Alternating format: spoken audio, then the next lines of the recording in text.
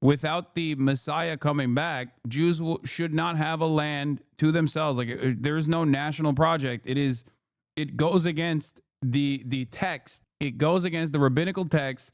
There is no theological justification for building a Jewish nation state. And therefore, in order to get some of the religious Jews, specifically Orthodox Jews, on board, and also get tremendous support from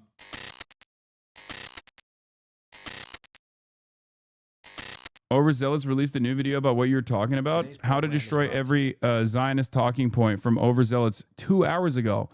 What a fantastic video to start with.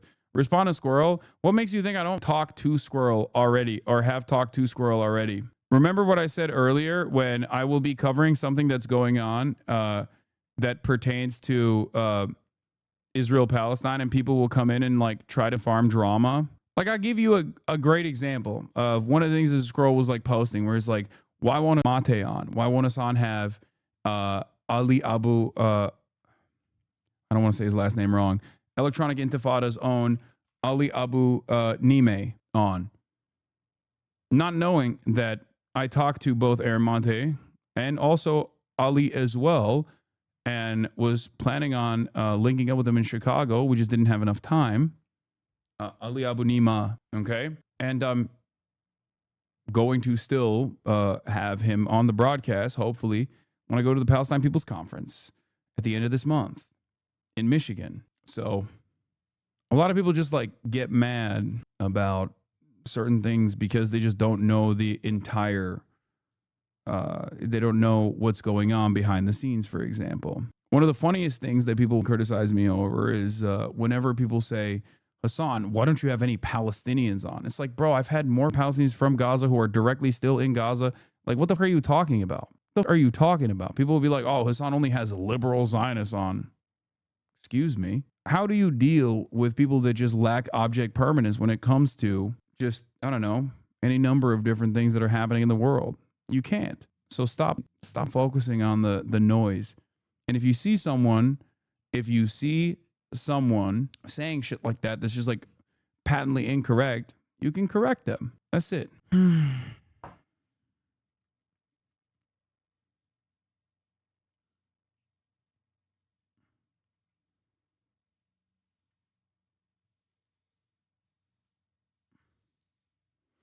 All right. I love you, but you're complaining too much about people complaining about you. See, this is the other side of the equation. I think that's a fair assessment. I'm still going to give you an hour off because you're not seeing the amount of people that we're banning already in the chat, and the amount of people that have come in to be nuisances, even though I have already described, I've already told you what my position is. By Ground News. Disclaimer. This video deals with sensitive and contentious topics, one of which is race. Scientific consensus affirms that race is a social construct with no real biological basis. The usage of the term race throughout this video has nothing to do with biology or science in any meaningful sense. Race is a human invention created to impose arbitrary hierarchical distinctions between people. Distinctions with very real consequences. And as this video progresses, we will see how many different supremacist ideologies, from Zionism to Nazism, flirt with such a construction to serve their specific goals. Plenty of nationalist projects rely on grand nation-building narratives and myths, and when it comes to the state of Israel, shouts out to Overzealots for this video, debunking every Zionist talking point, destroying every Zionist talking point. We're going to go through. This is a long video, but I think it's a very good one. I'm going to go pee real quick. Those narratives are abundant. Israel derives much of its sense of legitimacy from ahistorical fables, some informed by religious texts, others crafted as post hoc justifications for the fascistic aspirations of the Zionist project. Ultimately, these nation-building narratives serve to oppress and subjugate the Palestinian people while offering a veneer of legitimacy to the settler colonial state of Israel. This video is meant to be a kind of guide for dealing with Israeli propaganda. I'll go over every major Zionist talking point and offer a rebuttal. I recommend watching it all the way through the first time and then using the timestamps in the description if you ever want to revisit specific sections. This will be part 1 of a 2-part series. In this episode, I'll be tackling the historical narrative surrounding the state of Israel, its formation,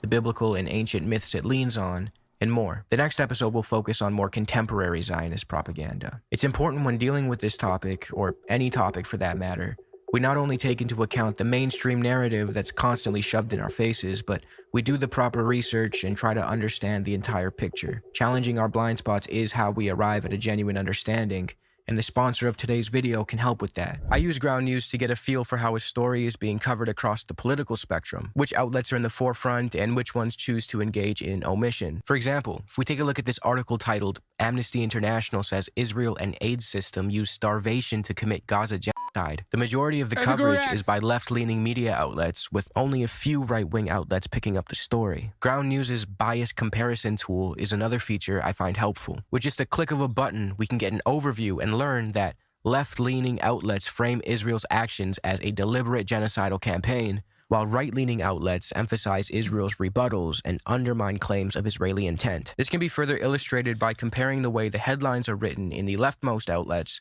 with the way they're written in the center or the rightmost outlets. The Intercept, the furthest left outlet to present this story, used more accusatory and charged language than its center or right-wing counterparts. Ground News also makes it easy to see who owns and funds the publications in question, as well as their factuality. So subscribe to get 40% off the Unlimited Vantage plan by using my link, groundnews.com/over, or by clicking the link below. Now let's get back to the video. Land for a people without land. This talking point is fairly straightforward. The idea is that Jews had nowhere to go, and the land of Palestine was nothing more than a barren desert waiting for their arrival. When many Jewish people return... It's funny because like I feel like he's just condensing 10 myths into a 1 hour and 31-minute video and expanding on it as well. This is why it's like a fairly solid starting point. 10 myths by Elon Pape is a really good starting point to this conversation for a lot of people. To the promised land in the 1800s, the land was dry and barren. But just like the Bible says, Israelis have found unique ways to make the desert bloom and prosper. In actuality, Palestine had a thriving society well before the arrival of Zionist settlers. A notable region was that of Jabal Nablus during the 18th and 19th century Ottoman rule. Nablus, the legendary city within the region of Jabal Nablus, was more than just some important interior city, but it was the heart for regional trade and local manufacturing. It was the most important of the interior cities in terms of continuous settlement, density of population, economic activity, leadership role, and degree of autonomy within Ottoman rule, wrote Palestinian-American academic Bashara Doumani. He goes on to point out how features usually associated with so-called modernization, such as commercial agriculture, a money economy, and the rural... The Boers say this about the Cape too? Yes, and white supremacists still say this about Zimbabwe. They say, oh, Rhodesia had technological proficiency, but then when it fell to the hands of dangerous Africans, which is, you know, the indigenous population, of course, you know, they claim that the real problem was not necessarily the... See, this is what I mean. Look. Yeah, they still say that about South Africa. They say it about India too. But the real problem is, of course, not like crippling sanctions or a revenge campaign, pretty much, but instead is actually simply because black people are inferior. Like it's a relitigation of white supremacist propaganda. Areas, differentiation within the peasantry, commoditization of land, and ties to the world market were present in Jabal Nablus before they were supposedly introduced by the Egyptian occupation, the Ottoman Tanzimat, or Jewish colonization. Palestine even had its own legendary rulers like Zahir al-Umar, as well as its own unique political complexities and strategic alliances. By the 19th century, Palestine was even starting to develop its own nationalism and secularization movements, in which people from all backgrounds could unite in their shared territory, language, and history. But this cultural momentum was unfortunately halted and uprooted by the Zionist movement. Palestinians also had their own unique cultural understanding of and relationship with the land, and notably, the city of Jerusalem. It was more than just a holy site for them, but an administrative center, an education hub, home to important newspapers, clubs, and more. And Jerusalem was far from the sole city of importance in Palestine. Historian Rashid Khalidi points out how the cities of Jaffa and Haifa were beginning to grow rapidly prior to the First World War. Increased trade with Europe, the building of new railways for which these ports were terminals, and the consequent stimulation of economic activity in their immediate hinterland all contributed to their growth and made them commercial centers of the country. So the idea that Palestine was some barren desert devoid of culture or identity until the Zionists arrived and made it bloom is patently false. There was an entire way of life there, from a distinctive Palestinian dialect to customs to rituals and more. As American biblical scholar Miller Burrows wrote in his book, Palestine is Our Business,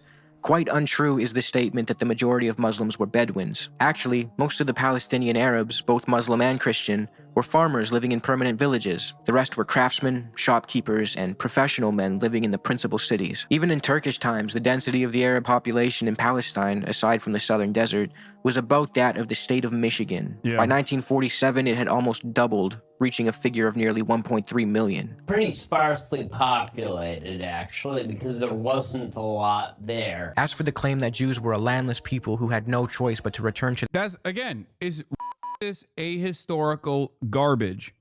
It is a way to try and justify the initial ethnic cleansing with manifest destiny terminology, which ironically enough is still cruel, but it actually at least like corresponds to American attitudes.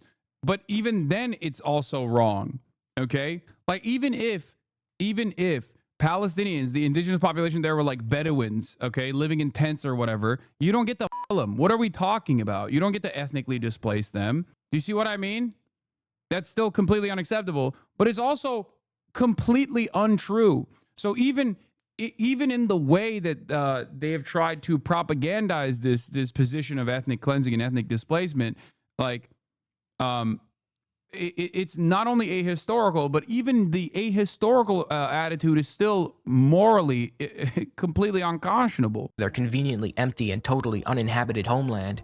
This is just the other half of the lie. As Israeli historian Ilan Pappé wrote, Palestine was a land without people goes hand in hand with the Jews were a people without land. Two sides of the same manufactured slogan. A slogan that served more as a marketing tool for Zionism than any kind of historical truth. Pappé even questions whether the early Zionist settlers can be understood as a people at all. He highlights how the very idea of turning Jews into a nation was more so pushed by Christian Zionists. These were Christians, often deeply anti-Semitic, who wanted Jews to quote-unquote return to Palestine in order to fulfill their apocalyptic fantasies about the second coming of the Messiah. But it wasn't just... Yeah, the greatest trick the greatest trick here is not like what white supremacists always say is like Jewish trickery. The greatest trick here is to directly lay the blame of Israel in the hands of Jews in general, okay? And this is, of course, in especially contemporary American history, unfortunately not helped by many Zionist Jews who play a formative role in spearheading this effort, for sure. But it's literally a formative part of Christian evangelical Zionism.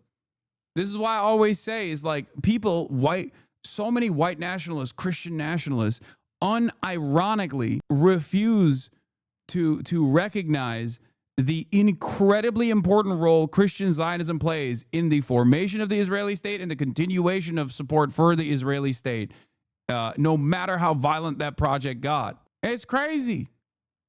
A much, much, much larger force in the population. Theology. Some also believed that supporting Jewish colonization in Palestine would produce reliable geopolitical allies in the region. For them, it was a win-win. They got to offload Jewish communities from their own countries and gain influence in the Middle East. Zionism, as we can see, was therefore a Christian project of colonization before it became a Jewish one, Pappé writes. Whether they came from the US, Britain, or Germany, these Christian supporters of Zionism pushed the return of the Jews long before modern political Zionism even emerged under Theodor Herzl in the late 1800s. So you might be wondering, what does all of this have to do with refuting the idea that Jews were a people without land?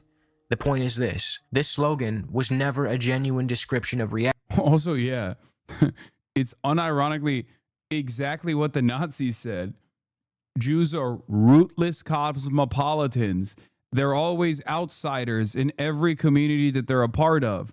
It is literally adopting the anti-Semitic framing of Jews in general. Okay? And maybe in like in ancient times, okay, maybe in like the medieval era, or maybe all the way up until like pre-World War II, this kind of like ethnic tension or this kind of tribalistic sentiment was somewhat more normal, I guess, even if its impact was unimaginably violent, with exceptions in that time frame, with like the Ottoman Empire being one of those exceptions, right? The irony in modern day, and also like in the growing fascist movements at the time, is that in an effort to implement the Zionist project, this anti-Semitic framework was formative in getting Jews to believe that they were rootless cosmopolitans themselves. This is why I get mad about the Jewish diaspora argument. Okay, this is why it's like a frustrating thing to hear all the time, where it's like, oh, the Jewish diaspora Jews believe in this, diaspora Jews believe in that. It's like, brother, what do you mean? Jews who have had longer roots in New York City than the inception of the nation state of Israel are not diaspora Jews that are just away from the homeland of Israel. The homeland of Israel is a much newer project. This doesn't mean that there aren't plenty of American Jews who also go along with this, because again, social conditioning is just stupid.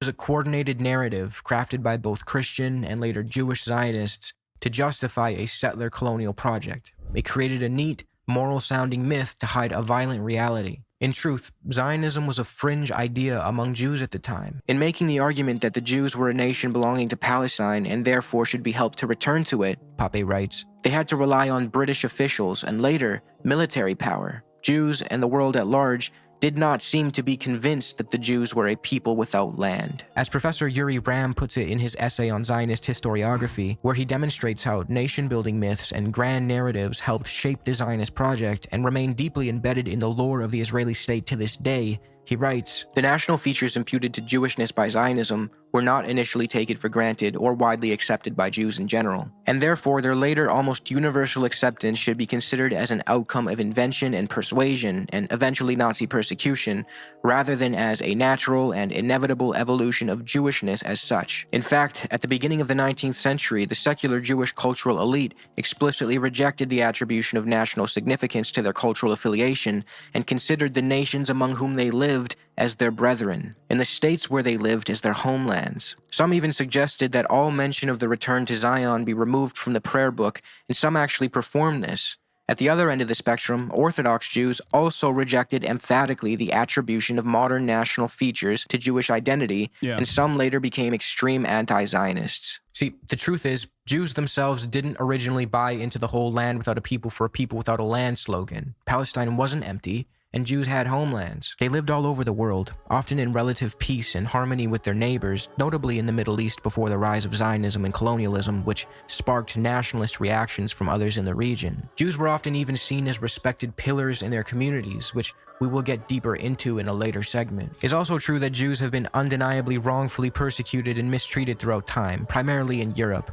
But that doesn't give the Zionist movement the right to weaponize and inflict that trauma onto an unrelated group and subject them to occupation. And Congolese people, Kurdish people, many groups of people have been wrongfully subjected to subjugation and oppression throughout history. The Romani people have been wrongfully persecuted in very similar ways to European Jewry and have sustained massive losses during the Holocaust. I doubt any of us would argue that they too should get a hyper-nationalistic, neo-fascist, ethnocratic state built at the expense of some unrelated group. Zionism is just the belief that Jews should have a place to go. This myth comes in many forms, but the gist is always the same, that Zionism is a harmless movement. You'll hear it framed in different ways, from Zionism just allows for Jewish self-determination in their ancestral homeland, to it gives Jews a place to go. I think Israel says it's a place where Jews can go. This narrative can be really tricky to push back on, mostly because a lot of people don't actually have a clear understanding of what Zionism is, and this talking point aims to convince you that it's nothing malevolent. Fundamentally, Zionism is a supremacist, settler colonial, ethno-nationalist, and genocidal ideology in all of its forms. It advocates for a Jewish state, along with a legal and military apparatus designed to maintain a Jewish demographic majority in the land of Palestine. By its very nature,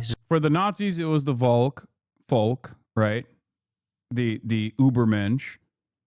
the Aryan nation, comprised of whatever the identity was at the time, like the in-group was at the time.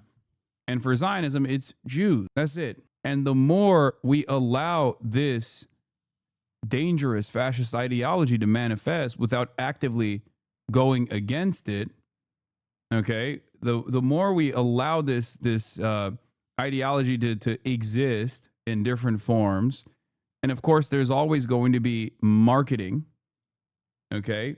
There's always going to be marketing to try and market this kind of sentiment to different subsects of American society from all different backgrounds. Like in the same way that if you want to sell the occupation of Afghanistan, the liberals, you say, well, the Taliban is like anti-women, right? The Taliban is against women. The Taliban is homophobic.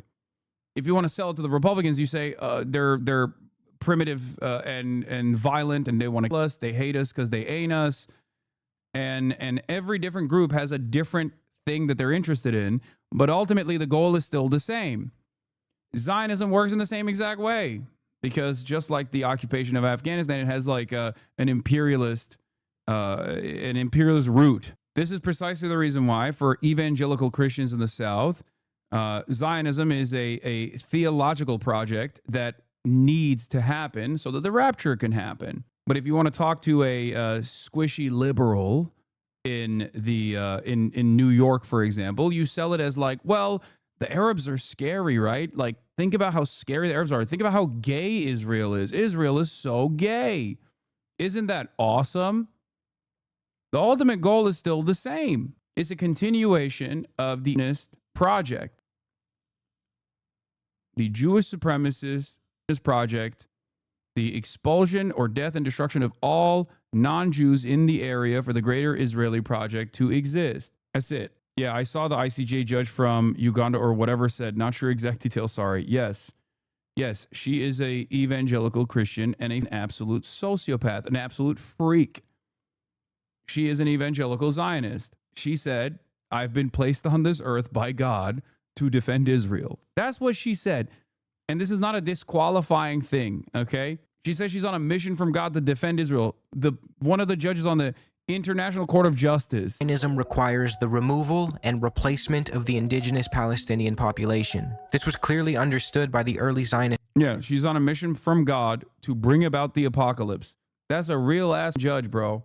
Settlers. So the idea that it was just a benign movement for Jews who wished to live peacefully alongside Palestinians is false. From the start, Zionists, left and right wing, knew their project would mean displacing the native population, and they did everything they could to achieve that reality. And don't worry, every claim that I'm making right now will be backed up with receipts in the next segment when we talk about the colonial nature of Zionism. Zionists today often claim that they were returning to a rightful homeland, but this too is a myth crafted to justify settler colonial aims. The original Zionists didn't even see Palestine as their only option. It was more or less chosen as a marketing tool. The father of modern political Zionism and Israeli national hero Theodor Herzl, who by the way was a secular Jew, as were most of the leading figures of his movement, can be seen in his pamphlet A Jewish State, weighing the pros and cons of a Jewish homeland in either Palestine or Argentina, saying he'd take either one. Shall we choose Palestine or Argentina? Argentina is one of the most fertile countries in the world, extends over a vast area, and has a sparse population and a mild climate. The reason he landed on Palestine was mostly branding and the marketability of the religious connotations Palestine invokes. A major hurdle for the Zionist project early on was the religious Jews that were like, what the fuck are you saying? Without the Messiah coming back, Jews should not have a land to themselves. Like, there's no national project. It goes against the text. It goes against the rabbinical text. There is no theological justification for building a Jewish nation state. And therefore, in order to get some of the religious Jews, specifically Orthodox Jews, on board, and also get tremendous support from evangelical Christian Zionists, Herzl was like, oh yeah, we'll go to the biblical land of Israel. That's why it's so like Bible focused. Have you guys never thought it was weird Like, has that never struck you as odd how much of a biblical focus Israel has as a nation state? Like, it's important. Jerusalem is, of course, a profoundly important place for all three of the Abrahamic religions. Okay? But why is this so hammed up? Muslims believe in the text of the Bible more than the Jews do. If we're going to talk just about religion, Islam came after Christianity and therefore abides by the scripture as well, with some exceptions that, like, Jesus Christ was a prophet, but was not literally the direct son of God. Okay? I mean, this isn't even like, why would anybody care about what the Bible says? That's not even what I'm saying, which is obviously a perfectly reasonable, argument as well in this process. And it's utterly irrelevant in the grand scheme of things. Every name of Palestine would attract our people with a force of marvelous potency, he wrote. Herzl's deliberation between the two radically different countries seriously undermines the narrative that Zionism was always a movement to return Jews to their ancestral homeland in Palestine. Another pernicious aspect... How do you counter that argument? The Bible? You can't point to religious text to be like, this is why we have to literally... everyone that lives here. What do you mean? It's the Bible. First of all, there's not a single Christian that actually abides by everything in the Bible. Okay? We're not stoning to death for mixing fabrics. We're not killing people for eating shellfish. Okay? What do you mean? So why is it that we're picking and choosing and then we're deciding that, like, the Bible is actually a historically accurate text that must be followed? At no point in the Bible does it say, like, Israel has to be given back to the Jews anyway. That's like an evangelical interpretation that came after, It's the Bible. It's fiction. What do you mean? Okay, I wrote a book. I wrote a book and I hallucinated something in the book. You have to believe it now. I know some people that justifies Israel's existence based on those texts, like the conversation reaches a dead end. Yeah, but those people also believe in a whole lot of nonsensical bullshit. Of Zionism is that it transforms members of the Jewish identity into a nation, even a kind of race of people. Jews worldwide, no matter where they're born, are instantly considered part of the nation of Israel and are immediately eligible for Israeli citizenship under the 1950 Law of Return. Could you say about the Quran? Yeah. What do you think? I do say the same thing. Religious texts are great if you are personally abiding by it and it gives you comfort, gives you a sense of direction.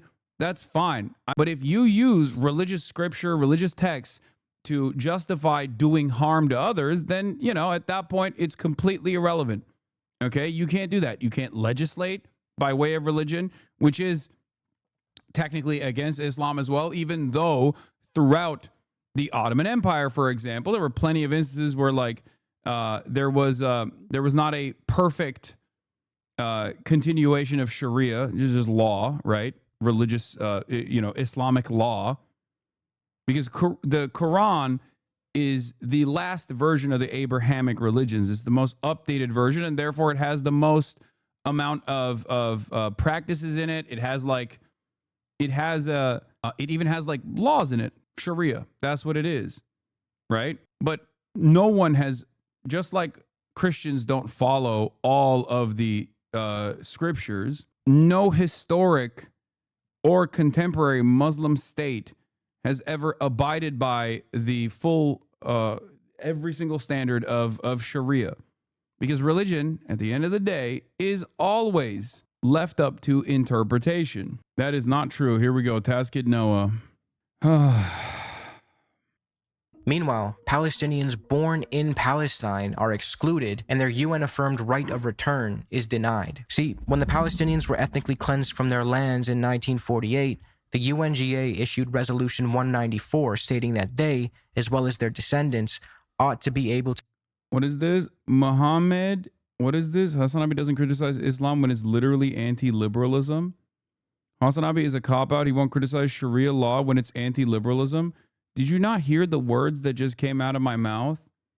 That no historic Muslim nation, whether the caliphate under the control of the Ottoman Empire or even contemporary Muslim countries, has actually abided by Sharia or any sort of like religious law in its entirety, that would be ridiculous. The difference here is that I even compared it to how Christians do not abide by Christian scripture as a mechanism to legislate. But of course, when it's Muslims, you have a different attitude about it. This distinction is Islamophobia. You are the one who is being inconsistent, and because you have no argument here, you just go, come on, bro. That's it. I agree with you, brother. No, you don't. You just said I cop out and I don't criticize Islam. To return to the homes and land they lost, or, if they choose, be compensated. The Zionists have ignored this. As the Israeli High Court affirmed in the 70s, there is no Israeli nation separate from the Jewish people. Zionism essentially gives Jewishness a nationalist dimension and uses the Jewish identity and the historical discrimination tied to it to shield its ethno-supremacist and eliminationist aspirations. Funnily enough, the myths Zionism leans on often mirror the same ideas pushed by anti-Semites. See, the Jewish identity is widely understood as ethno-religious, with massive distinctions between different subgroups like European Ashkenazi Jews, Yemenite Jews, Middle Eastern Misrahi more broadly, Ethiopian Jews, and so forth. But ultimately, these groups feel connected by their common faith, some practices, and historical narrative, even though, culturally, and for a long time prior to the revival of Israeli Hebrew, linguistically, they are very different. And as yes, Hebrew was a liturgical language and was not commonly utilized by Jews all around the world, with the exception of rabbinical texts. It was the post-Israeli nation-state project's goal to make Hebrew the national language or the international language of all Jews in general. And as a matter of fact, a big part of this also was the death of Yiddish. That's why when you see like in the United States of America, when you see like places that are places that you know, like Yiddish language school or things of that nature, a lot of times the people that are trying to keep Yiddish alive are met with resistance from those who promote Israel, those who are pro-Israel, like Jews who are pro-Israel. historian Shlomo Sand argues, by transforming Jews into a nation or a race, the Zionist project heavily echoes anti-Semitic tropes. If there was no common cultural denominator among the communities of the Jewish religion, how could they be connected and set apart by ties of blood? Are the Jews an alien nation race, as the anti-Semites have imagined and sought to persuade us since the 19th century? What are the prospects of defeating this doctrine, which assumes and proclaims that Jews have distinctive biological features? In the past, it was Jewish blood. Today, it's a Jewish gene. When so many Israeli citizens are fully persuaded of their racial homogeneity. Another historical irony, there were times in Europe when anyone who argued that all Jews belonged to a nation of alien origin would have been classified at once as an anti-Semite. Nowadays, anyone who dares to suggest that the people known in the world as Jews, as distinct from today's Jewish Israelis, have never been and are still not a people or a nation, is immediately denounced as a Jew hater. Sand illustrates perfectly in that passage how Zionism not only harms Palestinians, who are very clearly its primary victims, but also Jews by weaponizing and bastardizing their identity and ultimately feeding into anti-Semitic tropes. Another example of how Zionism flirts with the same ideological space as Nazism comes from one of the movement's key figures, Ze'ev Jabotinsky, who openly expressed belief in unchangeable racial traits among Jews. Yeah, for the record, from Jabotinsky onward, the tradition of prominent Jewish thinkers who were Zionist and their similarities to literally at the time existing Nazis and now existing neo-Nazis has never really gone away. So if you think that like that one guy in the Israeli Knesset that has his own Wikipedia section dedicated to his Hitler quotes, his praise of Adolf Hitler is unique, he's not. Okay? He's not. Who brought up among Germans may assume German custom, German words. He may be wholly imbued with that German fluid, but the nucleus of his spiritual structure will always remain Jewish, because his blood, his body, his physical racial type. Moshe Feiglin, yes, is who I'm talking about, who has his own, who has an entire segment of his Wikipedia page dedicated to his praise for Adolf Hitler. He is a former minister of the Knesset in Israel. He still praises Hitler to this day. I say former, he's no longer a minister of the Knesset, but he still praises Hitler to this day. He has said over and over again, just like the Nazis, like we have to ethnically cleanse Gaza, for example, as recently as like a couple months ago. Yeah. Feiglin considers himself to be a libertarian. Jewish. It is impossible for a man to become assimilated with people whose blood is different from his own. And then he goes on a weird diatribe about how mixed marriages ruin racial purity. This is... Which, again, I'm going to repeat this one more time. Interfaith marriages is seen with disdain by many Zionists, including the Apartheid Defense League's very own progressive, quote-unquote, civil rights advocacy organization leader, Jonathan Greenblatt. You hear a white guy say that, you're like, that's crazy. That's crazy talk. What do you mean? You want to ban miscegenation? You want to ban race mixing? You want to keep your race and your ethno-religion pure? That seems weird. Interesting. Nazi shit, nearly word for word. But again, Zionism is, at its core, a similarly ethno-supremacist ideology. There is no form of it that is benign or harmless. If Zionism were simply the idea that Jews should be able to live in Palestine, cool, I'd agree. Jews already lived in Palestine well before the European Zionist settlers showed up. That's not what Zionism is. By design, a quote-unquote Jewish state requires withholding equal rights from the non-Jewish people living there and legally enshrines ethno-supremacy. The non-Jewish elements ultimately serve as a contradiction to the project of Zionism and therefore must be done away with or subjugated. Funnily enough, the early Zionist settlers once viewed Holocaust survivors as contradictory to the project of Zionism because they reminded them of the diaspora Jew who they perceived as weak and antithetical to the new, heroic Jew they were trying to build in Israel. More on that in a later segment. Zionism's own founders and pioneers made it clear. Their goal was to build a nation state that serves Jewish interests exclusively. Look at that. A lot of October 8th Jews. Is it your sense that Jewish people are getting complacent, that they're not engaging to the degrees and levels we should be? I have met a lot of October 8th Jews for whom the massacre on October 7th was a wake-up call. People who feel much more galvanized, much more organized. But that will only be sustained if we offer them, ways to participate in a real and robust way in Jewish life. Mm-hmm. And whose responsibility is that? In essence? All of ours. Yeah. But this is why we need a revolution in our community on so many levels. So look, the reality is that intermarriage rates continue to go up. Assimilation continues apace. And look, I fight anti-Semitism. That is my job. Right. But I worry a great deal about broader questions of Jewish identity, as I think we talked about over lunch.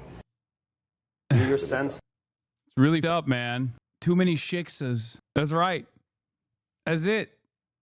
Too many shiksas coming in and sweeping up young Jewish men, and we got to put an end to it. It's awesome. Sounding like my grandpa now. Did he just say interfaith marriage is poisoning the blood of our nation? Pretty much. Yeah, he said the 14 words but Jewish, and he can still masquerade as a civil rights organization leader. So what he's talking about with October 8th Jews is like either anti-Zionist or liberal Zionist Jews that became incredibly hardened in their position after October 7 and became like super, super pro-Israel, which he, of course, sees as a good thing. Exclusively at the expense of the indigenous Palestinian population, who they often described as backward or barbaric. They openly admitted that Zionism was a colonial project, which leads me to the next segment. Zionism is not colonialism. This is an incredibly easy one to refute, as I've already mentioned. The founders, pioneers, and important figures of Zionism openly referred to their aspirations as colonial. They even shamelessly used the word. Theodor Herzl, remember him from earlier? Penned a letter to infamous colonizer Cecil Rhodes in 1902 where he asked for Cecil's help and openly referred to Zionism as something colonial. In the letter, Herzl can be seen asking Rhodes to put his stamp of authority on the Zionist plan. Keep in mind, Cecil Rhodes is like the LeBron James of doing colonization. But this wasn't the only time Herzl made clear his colonialist ambitions. In his famous pamphlet, The Jewish State, he wrote, "We should there, in Palestine, form a portion of a rampart of Europe against Asia, an outpost of civilization as opposed to barbarism. We should, as a neutral state, remain..." Damn, bro. This seems crazy. What? Ain't no way, dude. Ain't no way. What? Yeah, what the hell, LeBron James is right. What the heliante? What? "In contact with all of Europe, which would have to guarantee our existence." Aside from Herzl, important Zionist figures like Ze'ev Jabotinsky, the founder of the revisionist Zionist movement, referred to Zionism as colonial an ungodly amount of times. Here's an excerpt from his essay, The Iron Wall, where he says, "We cannot offer any compensation for Palestine. Therefore, a voluntary agreement is unthinkable. Our colonization must either stop or continue against the will of the native population." As Rashid Khalidi put it, the social and economic institutions founded by the early Zionists, which were central to the success of the Zionist project, were also unquestioningly understood by all and described as colonial. The most important of these institutions was the Jewish Colonization Association. So the claim that Zionism is not colonialism is such pure cope given the fact that the pioneers of the movement, as well as many of its prominent figures, openly admitted that it was. Here's another example. David Ben-Gurion, the leader of the Yishuv, the Zionist settler society in Palestine. It's funny because I brought, for people who were criticizing my Matt Duss conversation, like I brought all of this up to him when he tried to say that Zionism was not exterminationist in principle, and that the early Zionists who considered themselves to be Zionists, who wanted like a place for Jews to exist comfortably and peacefully, including Albert Einstein, would be now reflected on as anti-Zionists for the sentiments that they expressed before the inception of the nation state of Israel, like Albert fucking Einstein. Also, this is why I said the president of Moravia looked exactly like David Ben-Gurion, because he does. Look at this. In Superman, the president of Moravia was obviously like a holdover for Benjamin Netanyahu. That's fair. That's a fair assessment. Except he looked exactly like David Ben-Gurion. Prior to Israel's founding, and later the country's first prime minister, viewed indigenous Palestinians and Arabs more broadly as inherently inferior. He made it clear that the Zionist movement was a European colonial project primarily concerned with the well-being of European Ashkenazi Jews. As historian Avi Shleim noted, Ben-Gurion declared that the Jews in Muslim countries had lived in a society that was backward, corrupt, uneducated, and lacking in independence and self-respect. He argued that only the younger ones could be saved, claiming the older generation was too far gone and risked turning Israel into a Levantine state. It's also worth mentioning the form of colonialism that Zionism is. Not all types of colonial... Isn't that dude, it's literally like, it's the same shit of like Americans, naming their missile systems Tomahawk. You know what I mean? First, they say these are barbaric savages. Then they ethnically cleanse the indigenous population, claim that they're barbaric savages. Then they turn around and they go, oh, Apache helicopters, Tomahawk missiles. It's the same shit. David Ben-Gurion, in the process of ethnic cleansing, says we must not become a Levantine culture. Once the ethnic cleansing campaign is unfolded, or at least the Israeli nation state is incepted, 75 years, 80 years later, what do Israelis say? Oh, what do you mean? We are a part of the Middle East. We are Levantine. Why? Why you hate Israel? Israel, very important part of Levantine culture.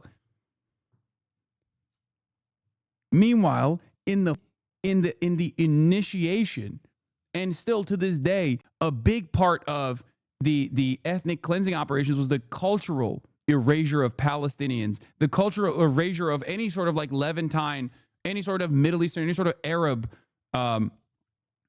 culture, forcibly. A part of the insidious nature of eco-fascism that Israel implements is literally the pay $1 to plant a tree in Israel project they have, right? The trees that they have planted, they've planted on top of the olive trees that they've burned down. Olive trees that take hundreds of years to develop. Okay?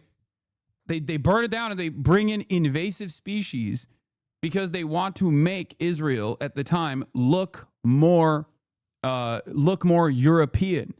Colonialism take the same shape, and some are arguably even more insidious. Zionism is settler colonial, which differs from classical colonialism. In classical colonialism, the goal is to control and exploit without replacing the local population. In settler colonialism, the goal is to replace the native population. Settlers come to stay and build a new society. They're often unwanted at home, and they're used by empires to expand influence by creating loyal outposts abroad. So as horrific as all other forms of colonialism are, settler colonialism is uniquely genocidal, as it is predicated on what historian Patrick Wolfe deems the logic of elimination. Jews have an ancient, exclusive claim to the land of Palestine because they were kicked out of it 2,000 years ago. This talking point goes hand in hand with the previous one, as some use it to argue that Zionism is actually a decolonial movement, reclaiming Palestine as the exclusive ancestral land. So good. Such a stupid argument. Oh, such a stupid argument, dude. Oh, it's actually a decolonial movement. Israel was there 3,000 years ago. Okay, now you're killing the people that remained. You know what I mean? Great. Fantastic argument. Utterly delusional, okay? Woke fascism. The Jewish people, which they claim was somehow colonized by Palestinians, but this is less rooted in historicity and more of a propaganda talking point. The idea of an unbroken, direct lineage between modern Jews and the ancient Israelites who were supposedly exiled from the Promised Land thousands of years ago, only to later return and negate the exile, is a common narrative among Zionists. It rests on the heavily debated presupposition that there is a direct, genetic, and exclusive connection between contemporary Jewish communities and the people of ancient... Like, it doesn't even matter, because there is no... This claim is utterly ridiculous, okay? You can't just be like, this is mine because it was mine 3,000 years ago, okay? It's so ridiculous because it's like, it's mine because it was mine 3,000 years ago. It's not yours, even though it was yours 75 years ago. What? What do you mean? What are you talking about? That's not how anything works. Okay? That's insane. Okay, I'm Ottoman. It's mine. It's mine pre-World War I. Sorry. We're like, who gets to determine how far back we rolled that clock, you know? And it's so stupid because normies will actually say this without realizing how idiotic it sounds. Okay? My uncle works for Nintendo Tactic. Yeah. Greece wants Constantinople back? Yeah, exactly. Never gonna happen. It's called Istanbul, little bro. Yeah, Bill Maher said it. And then he pointed to the Bible as the justification, which is awesome. Mr. Anti-Religion, edgy atheist. Every r/atheist after 9/11 became even more of a rabid Islamophobe, and that became their hyper focus. Some of them have actually converted back to Christianity, ironically enough, or have said idiotic things such as, well, I'm culturally Christian and I believe in like Christian superiority. But most of that just revolves around their genuine hatred for all things Islam, for the Islamic world in general, for the Muslim world in general, and also have, they've, in that, because of that prevailing principle, they are very pro-Israel, surprisingly, even though Israel bills itself as a religious ethno-state. Weirdly enough, Israel, the religious ethno-state for Jews, okay, is actually very good in the eyes of so many of these atheists. I wonder why. Perhaps it's because they just hate Islam, and if you use that as a justification to be like, no, I'm Islamophobic. What do you mean? I'm not afraid of the religion. I'm just a normal guy who hates barbaric, backwards Muslims who are dominated by religious dictate. That's the reason why I hate Islam, because they're all barbaric. Of course, the Jewish state has a right to exist. What are you, anti-Semitic? Like, come on. In Israel, this is often accompanied by the claim that ancient Israel was once home to a powerful, united monarchy under Kings David and Solomon, and that modern Jews are its descendants. I guess some Zionists believe that descent from this united Israelite kingdom somehow strengthens their claim to the land of Palestine. but modern archaeology inconveniences this narrative. First, we'll challenge the idea that a power... Archaeology plays a formative role in like also developing the national project of Israel. Ironically enough, developing the myth around Israel. You know who also loved archaeology? The Nazis. You know who also had a busted, brain-broken national mythos that actually picked apart or engaged in the picking and choosing of like different kinds of cultures? The Nazis. Hasan is only partially right about this. Explain what you mean about this. By the way, my overall point is this doesn't matter, okay? This is not an argument. It's a ridiculous argument to make. And the reason why I don't entertain it further is because, like, okay, what are you going to do? Do DNA tests? Go and trace your lineage back to, like, ancient Canaanites or whatever? And it's like, Israel doesn't want to do that for obvious reasons. But even then, like, does it, you know, does it justify... If it was the case, if the Israelis could trace their lineage, like the Israeli Jews or Jews all around the world could, painting the broad brush about atheists. Okay, shut up. I don't care about that. Yeah, no, the r/atheists deserve it. All of the biggest r/atheists became rabid Islamophobes. Give me a goddamn break. But in any case, as I was saying, even if you were to trace people's lineage back and all Jews all around the world were actually direct descendants of like ancient Canaanites or people that lived in the land known as the Kingdom of Israel, right? Like in the land known as Israel, historically, biblical Israel, okay? Does that justify ethnic slaughter of the indigenous population that lives there? No, of course not. That's ridiculous, okay? That's crazy. That's crazy. That's crazy. That's crazy. Powerful united monarchy of Israel ever even existed, then move on to the supposed unbroken genetic link between contemporary and ancient Jewish people. Israel Finkelstein, a prominent archaeologist at Tel Aviv University, argues in his book, The Bible Unearthed, that many monumental structures and cities traditionally dated to Solomon's era were misdated and should instead be attributed to the time of the Omride dynasty. This suggests that the so-called united monarchy of Israel was more of a literary creation than a historical reality. The Bible Unearthed argues that this reading effectively negates the idea of a powerful and unified Israel. It would matter to hardcore right-wing evangelicals? No, they're insane, dude. What are you, crazy? They're hallucinating. They think that if all Jews are sent to Israel and that the greater Israeli project is implemented, Jesus Christ is going to come back to earth and the rapture is going to happen and Jesus is going to fight the devil's forces in Megiddo. You can't convince some of those people with logic. They didn't arrive at that conclusion through logic. They arrived at that conclusion through huffing fumes, brother. They think an anime is taking place in the real world, okay? Israelite monarchy, because if the primary archaeological evidence is redated to a later period, then the basis for such a kingdom is removed, leading to reverberating implications. Finkelstein and his co-author Neil Asher Silberman go as far as to suggest that Kings David and Solomon, often imagined as the great monarchs of this ancient United Kingdom, were likely, in political terms, little more than hill country chieftains whose administrative reach remained on a fairly local level. As for the claim of an unbroken link between the supposedly exiled ancient Israelites and contemporary Jewish folk, that too is heavily debated and not so black and white. See, this particular form of nation building and narrativizing, the idea of coming from an ancient, respectable... Hasan, you could argue that about all people of faith. I could. It's a matter of what that kind of quote-unquote faith gives you bandwidth to do, what kind of violence you get to do.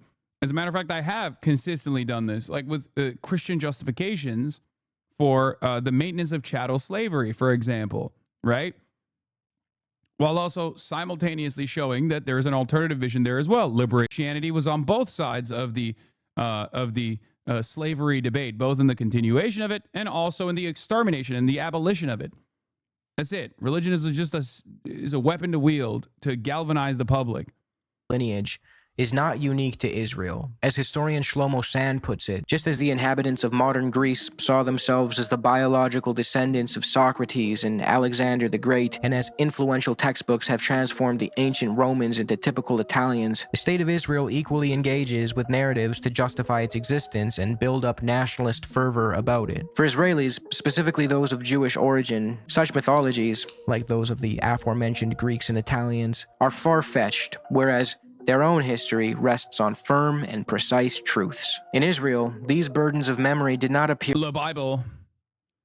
That's why Israel exists, because the Bible, you got owned. Spontaneously, but rather were piled layer upon layer by gifted reconstructors of the past. When occasional findings threatened the picture of an unbroken linear Jewish history, they were rarely cited. When they did surface, they were quickly forgotten, buried in oblivion. National exigencies created an iron-jawed vice that prevented any deviation from the dominant narratives. Many historians and scholars, including Shlomo Sand, go as far as to challenge the historicity of the supposed Roman exile of Jews in 70 CE and argue that it didn't happen. It was a myth. Sand is very firm in the belief that Romans did not deport entire peoples. I think if you spam this video one more time, it'll work, okay? If you spam it one more time, I think you're on the verge of me clicking it. Okay, it's like that pickaxe meme. You know, just one more hit with the pickaxe and you're going to reach the diamonds. One more time, dude. One more spam, dude. And we'll get there. Especially in the Near East, and points out how that claim originally came from one historian whose knack for exaggeration has been noted by modern scholars. In actuality, the Jews emigrated from the land known today as Israel slowly and gradually over time. Not due to some mass expulsion policy at the hands of the Romans never had a mass expulsion policy. In fact, the dispersal of Jews... Also, at that point, where would they be expelled to? More Rome? Like, the other areas that they were expelled to was also just more Rome.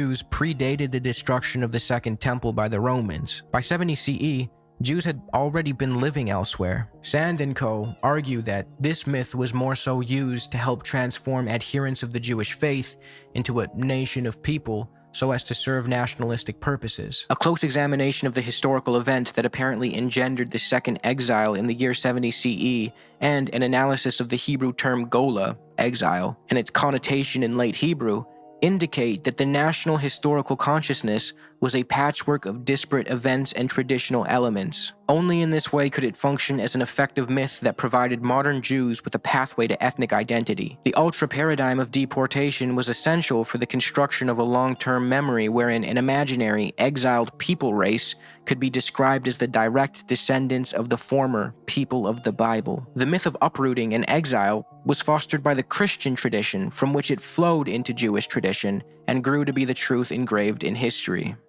It's a lot of post hoc mythological justifications that you create, some of which is real. Okay, tribalism is real, enmity and anti-Semitism is real, but like the development of this sort of thing is a relatively new phenomena. This is retconning of historic events that unfolded to tie it back to more modern versions, like even nation states. A lot of people, because our lifespans are so short, a lot of people living today in this day and age don't realize that up until a couple generations ago, the notion of a nation state was non-existent. Like, that's not a real thing. That's a new thing in the grand scheme of human history. Okay? We didn't have that. When people talk about like national projects and things of that nature, it's like, dude, you are literally talking about a blip. Okay? You're talking about a blip. Yeah, Italian wasn't really a concept until like 1840. And even then, those were warring amongst one another because they had city battles. And they still hold on to some of these gripes. Hasan is an anarchist now? No, I'm not an anarchist. I'm just explaining to you the concept of the modern nation state. It is a relatively new phenomena. It doesn't mean I'm an anarchist, okay? It's just an accurate, it's an accurate retelling of history.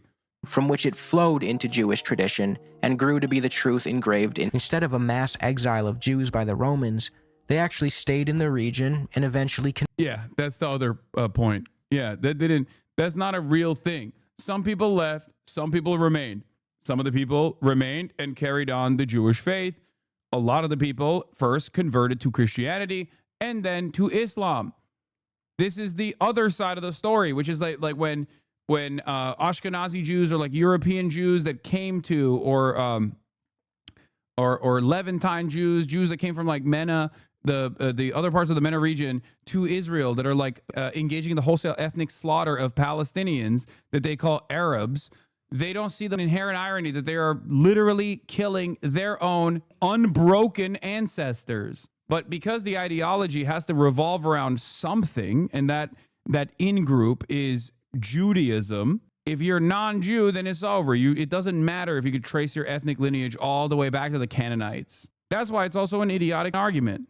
Converted to Islam, which opens up the door to the fact that Palestinians in Israel today... So what if nation states are modern is where we're at? Wait, what? Do you think that I am like I understand that it is where we're at. I'm just simply explaining historic text with today's understandings and why that's actually dumb to do when reflecting on events that unfolded throughout history with like a modern lens.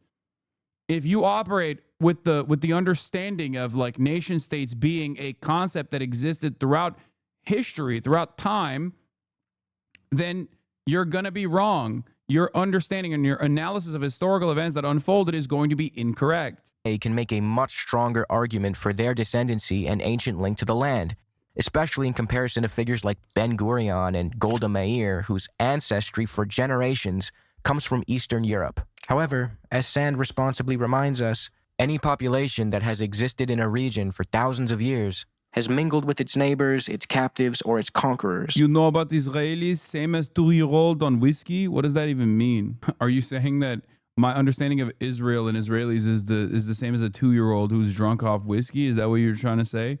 No politique here. Do not talk about this. So making these grand historical arguments of unbroken genetic links and soul descent as a way to argue for an exclusive claim to a land is not something serious historians should be entertaining. Sand goes on to show how, by referring to the work of scholar Chaim Milikowski dealing with contemporary rabbinical sources, the term exile in the 2nd and 3rd century CE originally referred to political subjugation, not deportation. He then builds off the works of historian and professor at Hebrew University Israel Yuval and explains how the renewed Jewish myth about the exile in fact arose fairly late and was due mainly to the rise of Christian mythology about the Jews being exiled in punishment for their rejection and crucifixion of Jesus. Sand goes on to write, the myth of exile began to be slowly appropriated and integrated into Jewish tradition. With the triumph of Christianity in the early 4th century CE, when it became the religion of the empire, Jewish believers in other parts of the world also began to adopt the notion of exile as divine punishment. The concept of exile took an outright metaphysical connotation within Jewish traditions, going far beyond simply being away from one's homeland.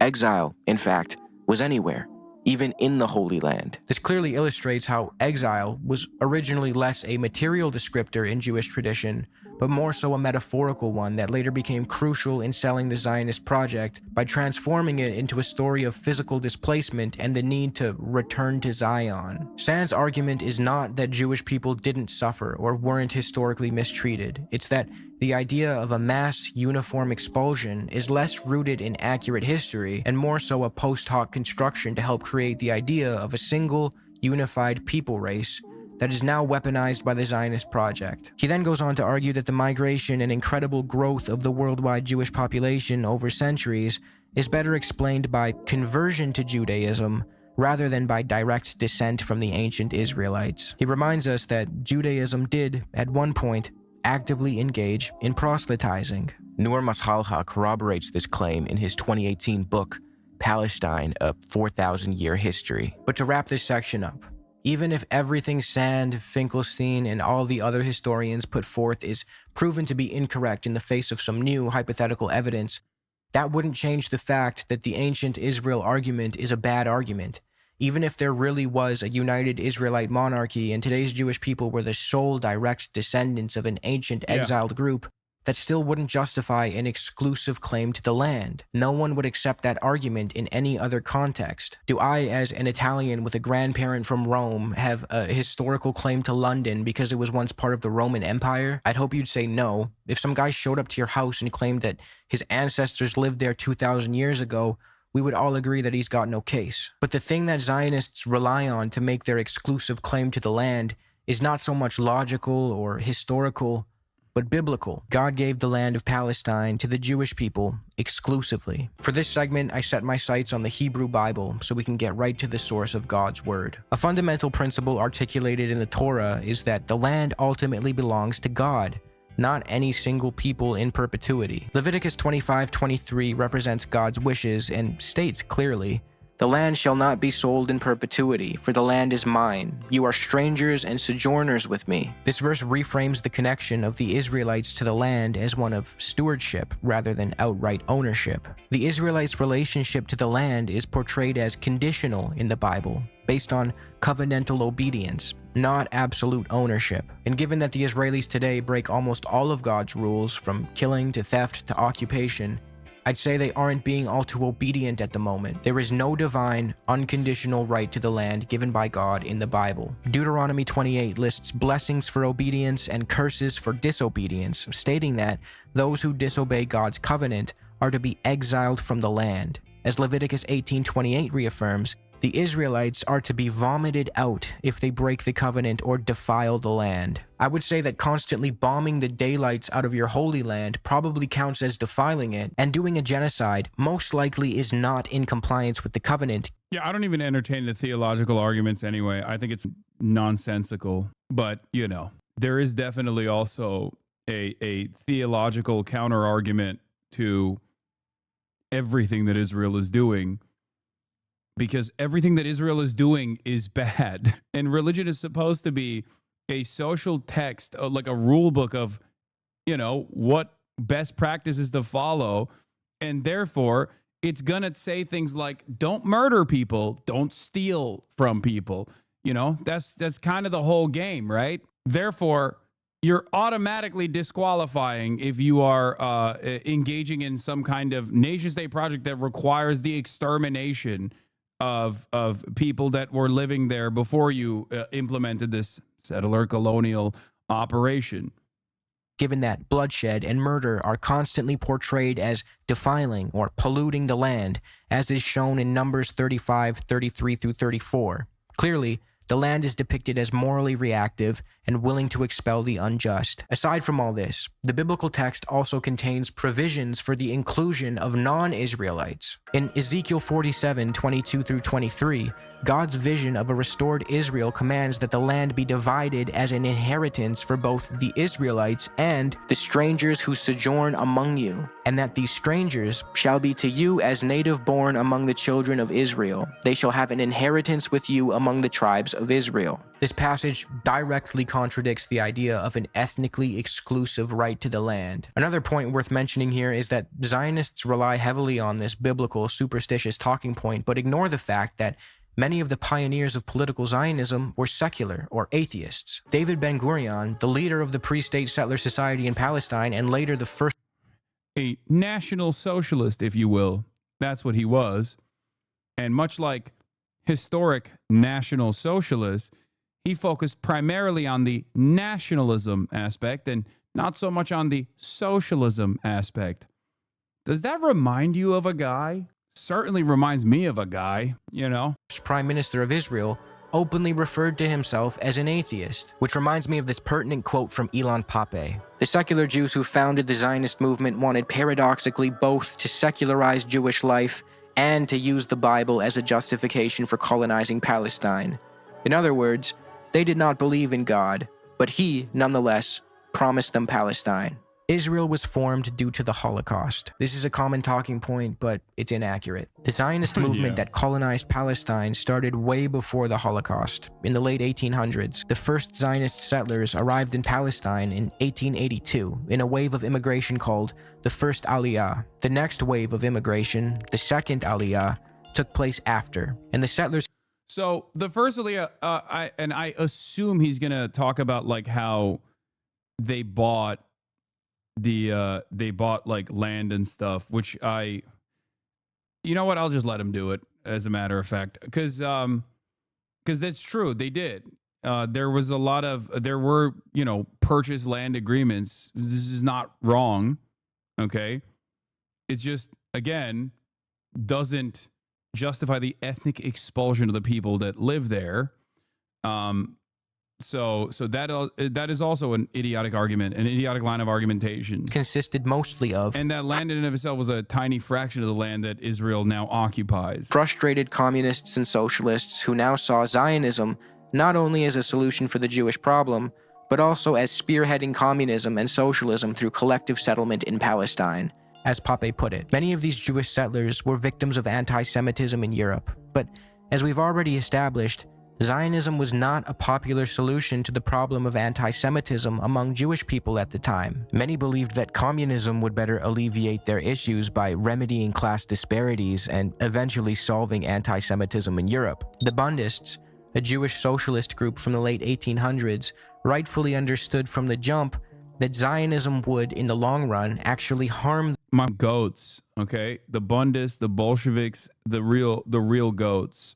The Jewish plight more than anything. And they were right. Zionism is a failed project. A Jew in Israel is certainly less safe than they would be almost anywhere else in the world. Miller Burroughs wrote, "Until fairly recently, Reformed Judaism was on the whole anti-Zionist. The colonization of Palestine and the subjugation of the locals was in effect long before the rise of the Nazi regime in Europe. In fact, in post-war Israel, Holocaust..." Like, one of the craziest aspects of this is like, look, I'm no Philo-Semite by any means, okay?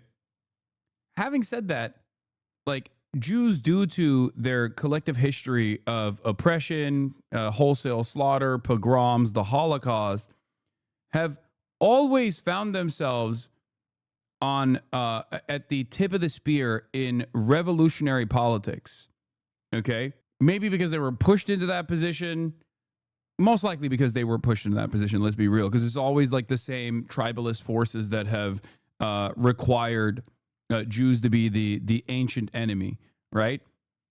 So if you literally look at Jewish history pre-Israel versus Jewish history post-Israel, and the way that the Zionist project has basically glanced over the much longer Jewish history, it makes no sense. It's just like a full tilt. It's a complete adoption of every single type of politics that Jews have historically fought against. It's so goddamn annoying. And it's crazy because, like, the real anti-Semitism that Nazis and neo-Nazis have to this day is because they hate that revolutionary politics that Jews have played a formative role in. It's so up. An honest assessment of Jewish history would require talking about the thousands of years of revolutionary politics as opposed to the last 80 years of fascism. That's what's so insane and so frustrating about it. That's what you should be learning in like Jewish camp and Jewish school. Not all of the myth making and the national religion of Judaism that it's become, or the way that they teach it as like Zionism as the national religion for many secular Jews, many Reformed Jews now. Because a state, especially one that can be presented as quote unquote progressive, is much easier to create a sense of identity and a sense of community around than abiding by old traditions and like consistent rules that you have to follow. Survivors were often shamed for not resisting more forcefully, as Zionists saw them as symbols of weakness. Historian Tom Segev relays this phenomenon in his work The Seventh Million, where he writes, The Zionist dream conceived of a new man in a new society who would come to the land of Israel in search of personal and national salvation. Those who came only because they had no other choice, however, did not fit this image and often found themselves objects of condescension and contempt. This paradox was built into Zionist ideology and colored the mentality of the Yishuv. Though most of the immigrants from Germany and their children after them stayed in Israel, most did indeed come against their will as refugees. They were not Zionists. As a result, they found themselves from the start in conflict with the fundamental values of the Yishuv. They were called Hitler Zionists. So not only was Israel not founded on the heels of the Holocaust, but early Zionist settlers openly thought of Holocaust survivors as a contradiction to the project of Zionism. According to Segev, only later, when Israel needed to start to prove its right to exist, did the Zionist narrative shift to embracing the Holocaust. As I've mentioned many times, the creation and maintenance of Israel relies on nation-building narratives, one of which casts the new Israeli Jew as strong and heroic. I think the irony of this process, by the way, is that I think partially because of the importance of the Holocaust in like justifying the existence of the contemporary Israeli state, there's been a lot of efforts by Zionists to make sure that you talk about the Holocaust, that you learn about the lessons of the Holocaust. And the primary lesson of the Holocaust is never again. Except for some, that means never again for Jews and Jews only, right? But for everybody else, for the most part, the lesson is never again across the board. And therefore, now that Israel is doing it again, okay, the again part of never again, many people who learn that lesson, who learn that social conditioning, look at what Israel is doing in horror. That's it. Because I do believe that the Holocaust would be treated as like the Armenian genocide if there wasn't an association with the development of a settler colonial state that plays a formative role in Western imperialism in the region. This isn't to like undermine the atrocity in and of itself, make no mistake, right?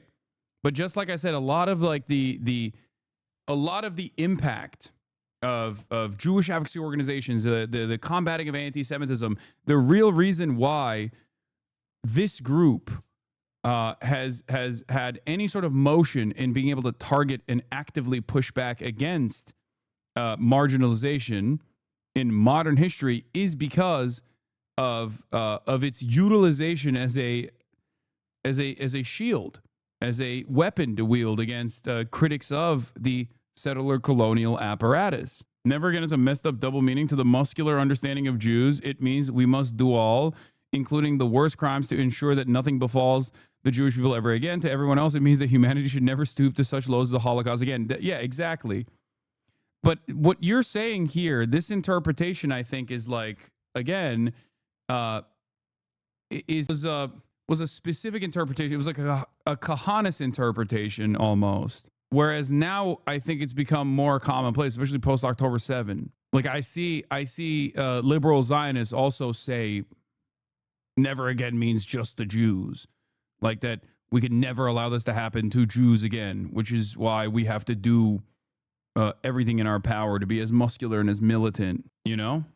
As opposed to the so-called weak Jew of the past who found himself resigned to the ghetto. The apathy toward Holocaust survivors in Israel is represented by the devastating fact that 1 in 3 survivors live in poverty to this day. You would think that a state that was supposedly formed in response to one of the most horrific tragedies of all time would uphold Holocaust survivors as the heroes that they are. In 1948, Ben-Gurion, who mockingly called Jewish Holocaust survivors Sabanim soaps, desperately sent an army contingent consisting of Holocaust survivors that attacked the heavily fortified Jordanian position in Latrun as a military diversion so that his Haganah elite forces would reach West Jerusalem. He knew that the contingent of Holocaust survivors would be slaughtered, but he let it happen. Avi Shalem has a chapter on it. I think a lot of the muscular Judaism comes from Jabotinsky's writings and influence. I mean, yeah, but that's also, like its modern interpretation is also elevated to contemporary discourse by Meir Kahan, a direct through line from Jabotinsky to Kahan to the Ben Gvirs of the world now. and not make fun of them or allow them to live in destitution. The truth is, the Zionist project looked down on the Jews who lived outside the newly formed state of Israel, including Holocaust survivors, and instead idealized the new Israeli Jew, which they referred to as the Sabra. Yes, Soaps is, of course, an incredibly anti-Semitic Holocaust reference, for the record, for those who didn't understand that point. Sabra was crafted as the antithesis of what was considered the diaspora Jew. The Sabra was meant to be strong, heroic, and above all, a product of the state of Israel. The Zionists resented Holocaust survivors for the mere fact that they threatened the image of the Sabra. The Sabra represented a national ideal, and the Holocaust survivor its reverse. Yeah, this is another like completely insane aspect of the muscular militant Jew national mythos surrounding the Israeli nation state, which mistreats Holocaust survivors because there is this, once again, ahistorical approach, this entirely ahistorical approach, the idea that like Jews were weak, the Jews that were slaughtered in the Holocaust were weak, and they just like didn't want to fight back, not recognizing that like many of them, there's a reason why they brought their clothes with them, thinking that this was going to be not a death camp, but instead like a concentration camp that would inevitably relocate them there, that they were not sent to these places without while with the full understanding that they're going to be killed and wholesale slaughtered,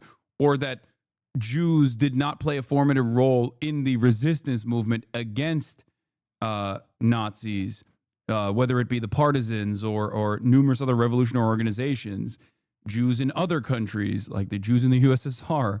So that also is ahistorical, and it's bullshit. And that's part of the reason why it's just like they pick and choose what aspects of the Holocaust they want to highlight. And even in that process, they also bastardize the accurate reflection of events in an effort that justifies the existence of the Israeli nation state. Some Zionist figures at the time actually considered the persecution and extermination of European Jews to be punishment for their trying to assimilate into European society. Some even referred to them as mice in flight. Not exactly the most respectful attitude toward the victims of anti-Semitism. Now, even if it were true that Israel was formed solely in response to the Holocaust, which it wasn't, would that somehow justify the displacement, genocide, and apartheid inflicted on Palestinians? Of course not. Why should a completely unrelated group of people who had nothing to do with the Holocaust pay for it with their land, homes, and lives? Muslims have always been irredeemably anti-Semitic, so they can't coexist with Jews. These are situations that involve, a group of people, Muslims and Jews, that have effectively been at each other's throats. Whoa, dude. That's the engineer, big dog. Overzealots. I'll have you know you're going after a fellow Canadian who is, as a matter of fact, an engineer. Put some respect on his commentary here, okay? He's a Middle East engineer, dude. For not just decades, but hundreds of years. You were talking about hundreds of years of, just institutional dislike between each other. This is nothing more than a historical inaccuracy that is weaponized today to justify apartheid and occupation as though they are merely the outcomes of ancient, immutable hatreds and not... Here, by the way, this is from the Jerusalem Post. Building a state in the shadow of the Holocaust. On reaching Israel, Kleiger indeed found a gulf in understanding between native Israelis and Holocaust survivors. They didn't know how to handle us. They called us soaps, he says with a wry laugh, because they heard that Germans made soap with the fat of our victims, which is not true, by the way. Not the first time an Israeli leader has entertained Nazi Holocaust revisionism, or even, believed the Nazis, I guess. The influx of Holocaust survivors was a collision of two worlds. They were a different people. They were a people born free, he says. For years, we were not free at all, but they were always free. This person is also a Zionist, mind you. Make no mistake. I mean, this is the Jerusalem Post. One of the most maddeningly stupid American ideas is that the Israeli-Palestine conflict is about an immutable, centuries-long hatred between Muslims and Jews. And they just fight all the time.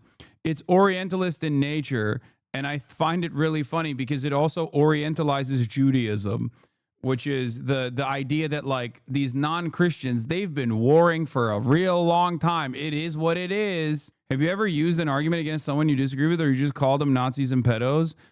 Yeah, as a matter of fact, I do all the time, and I've done it 100 times since the beginning of this video.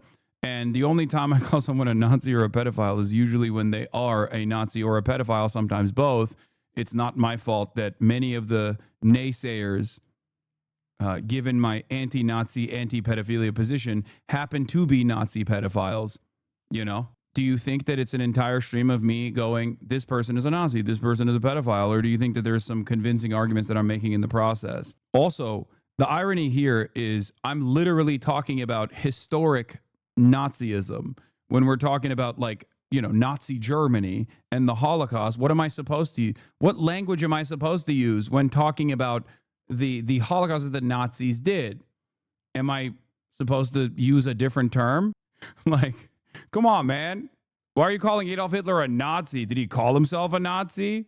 Deliberate policy decisions. The truth is that the Middle East, prior to the rise of European colonialism and later Zionism in the late 19th and early 20th century, saw coexistence between Jews, Christians, and Muslims that shouldn't be swept under the rug. If we take a look at the Ottoman Empire, which at its height ruled over 250 million people across 3 glorious continents, it was known for its pragmatic approach to dealing with the minorities living within it. Instead of forcing one legal or cultural At least when is a swagged out white boy from Canada engaging in an accurate reflection of history as it pertains to the Ottoman Empire, they won't say he's like a neo-Ottoman supremacist or whatever the system on everyone.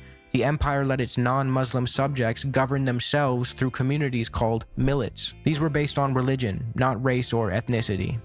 Millet, by the way, means literally nation state or a people. Now, this was far from a liberal or tolerant system. However, for its time, it was relatively progressive. The millet system was born out of pragmatism first and foremost. The Ottoman leadership believed that by outsourcing the governance of its minorities to those communities themselves, they could focus on things like security, tax collection, and so forth. Under the millet system, Jewish communities had a high level of autonomy, handling things like marriage, divorce, and inheritance in their own religious. So like autonomous zones? No, not exactly.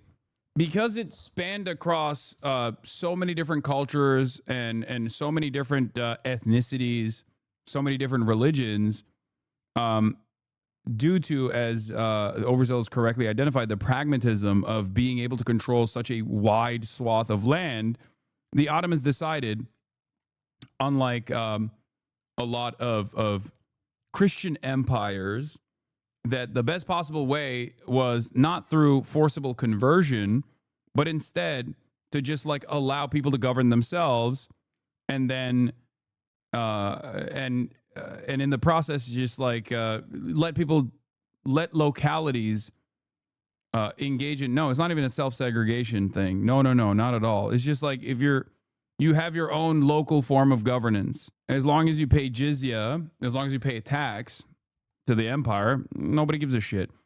Didn't the Persian Empire do this? Yes. Empires that have succeeded for very long periods of time have done a version of this, whether it be the Roman Empire or whether it be the Persian one as well. I would say that this is ones that haven't done this are newer. Yeah. There's two different mechanisms here. Either you like forcibly convert people, right?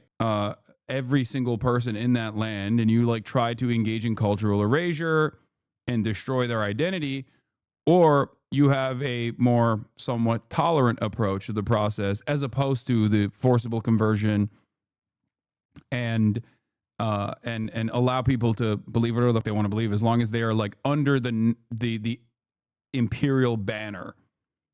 I was going to say under the banner of the nation state, which didn't exist at the time. So like, obviously it's like, you're part of the Ottoman Empire. You do whatever you want to do. This is part of the reason why at the time in the Christian Western society, while Jews were constantly getting singled out and getting destroyed in pogroms, the Ottoman Empire, whether it be the Spanish Inquisition and onward, the Ottoman Empire was seen as a safe haven for Jews.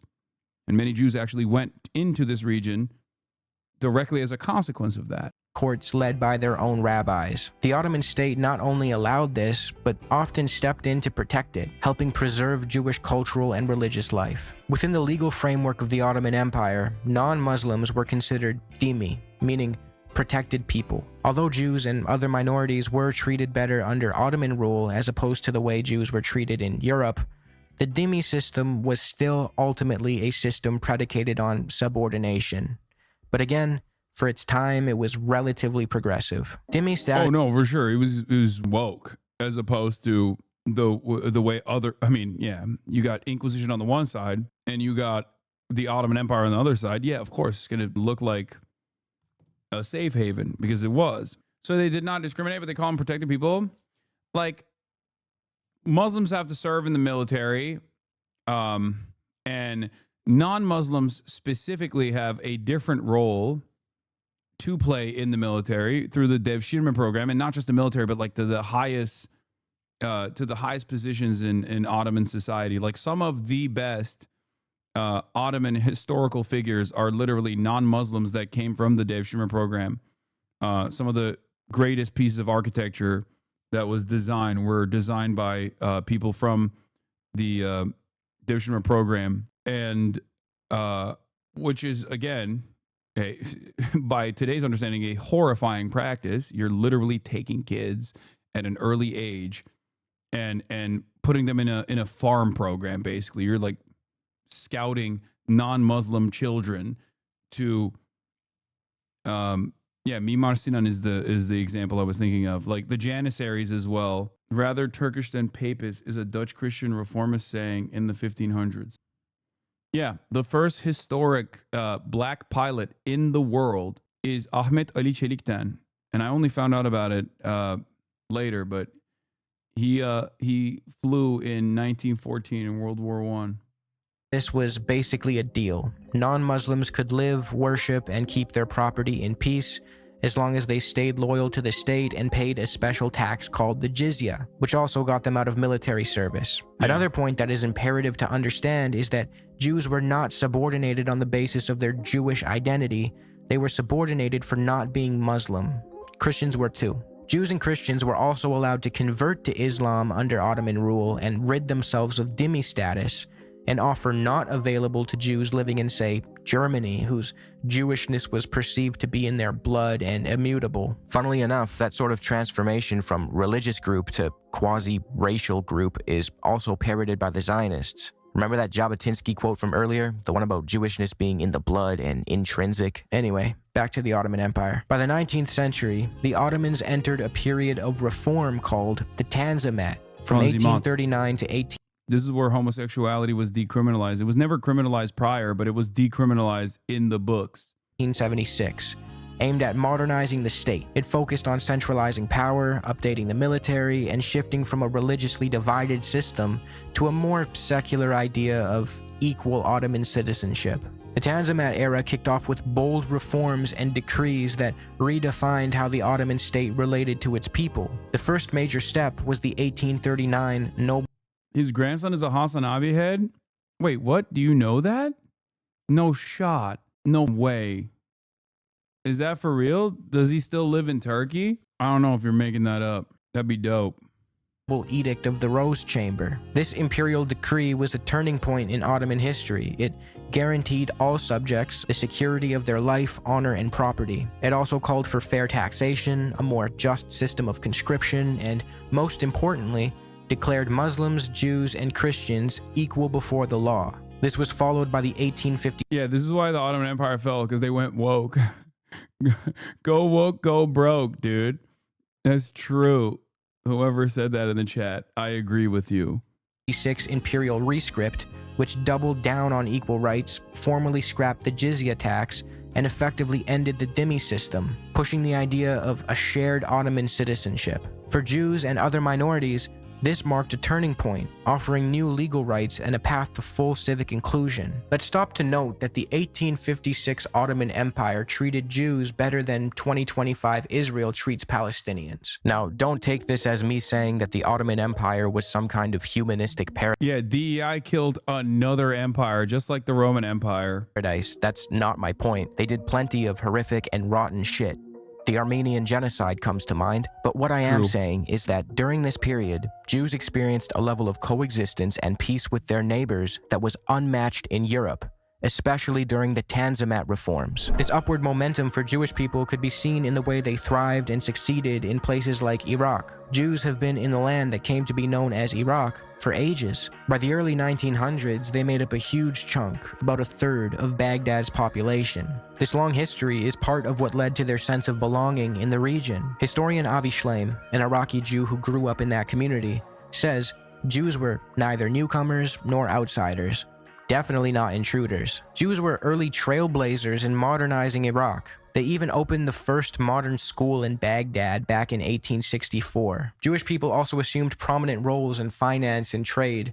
They were so central to their community's way of life that, as Shleim recalls, the major markets in Baghdad would shut down on Saturdays in observance of the Jewish Sabbath. And as Ottoman rule ended and British rule began, the new Iraqi constitution of 1924 further solidified the legal status of Jews in the region as full and equal citizens. Jews went on to have seats in parliament. So it was greater? Is it just the Ottoman Empire? It used to be, yes. As a matter of fact, Theodor Herzl, before going to European colonists, went to the Ottoman Empire outright to say, give me this area.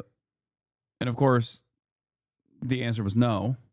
And positions at all levels of civil service. The Iraqi community even appointed a Jewish man as their first minister of finance. Sir Sassoon Haskel was his name, and he was responsible for negotiating fair oil deals with the British. Just goes to show that the community had immense faith in and respect for him. Avi Shleim and scholar Ella Shohat have touched heavily on the concept of the Arab Jew throughout their careers, arguing that it's a relatively recent phenomenon to view Arab and Jew as mutually exclusive categories. In their eyes, this shift is largely chalked up to the Zionist project and the division such a colonial endeavor sowed in the region and among. That's why I always talk about the designation. Whenever talking about like Israeli polls that come out that classify Israeli society as two different groups, Jew and Arab, I always say this is the Israeli state's own designation, even though there are a fuck ton of Arab Jews. They're classified as Jews. Okay? Sephardic and Misrahi, specifically Misrahi Jews, are a specific subcategorization to elevate Arab Jews to the status of Jew rather than the status of Arab. That's why people who are, pro-Palestine or people who are real ball knowers will always say those are Palestinian citizens of Israel when talking about the Israeli classification of Arab. Arab just means non-Jew.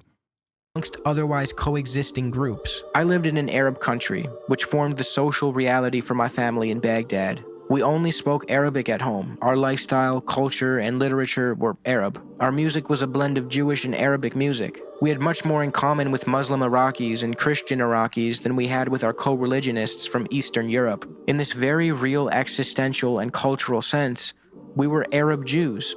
I know the notion is controversial, and Israelis say it's an impossibility. Yeah, Israelis get real butthurt. Israelis get real butthurt when you say, bro, you're from, like, your family is from Iraq, or your family is from, insert Arab country.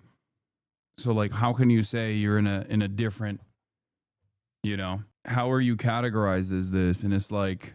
But I don't see why, Shleim says. He even goes as far as to say that Jews of Arab lands are actually another victim of Zionism, after the Palestinians, of course. This is worth mentioning because Zionists will argue that the Jews from the MENA region were primarily victimized by Arab nationalism or Arab anti-Semitism, which gave rise to Zionism. The Arabs created 1 million Zionists because they're anti-Semitic. In actuality, the division and hostility that formed in the MENA region and the Arab nationalism that was born out of it was a response to Zionism, not the other way around. We'll expand on this Zionist talking point, the double Nakba. Also, how true is that? I mean, it is patently false. It's ahistorical. I mean, Overzealous has made an entire video just dedicated to that insane statement.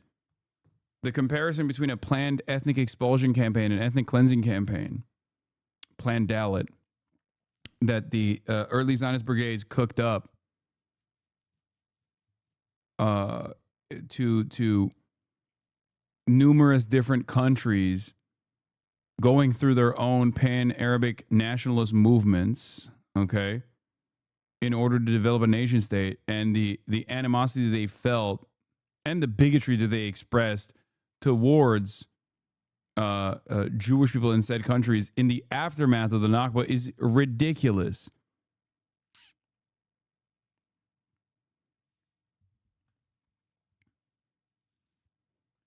The difference, of course, between the duality of Islamophobia, or the double standard between Islamophobia and anti-Semitism, is that you can say that about Arabs as a monolithic force or Muslims as a monolithic force, and no one reads it as like an incredibly racist statement.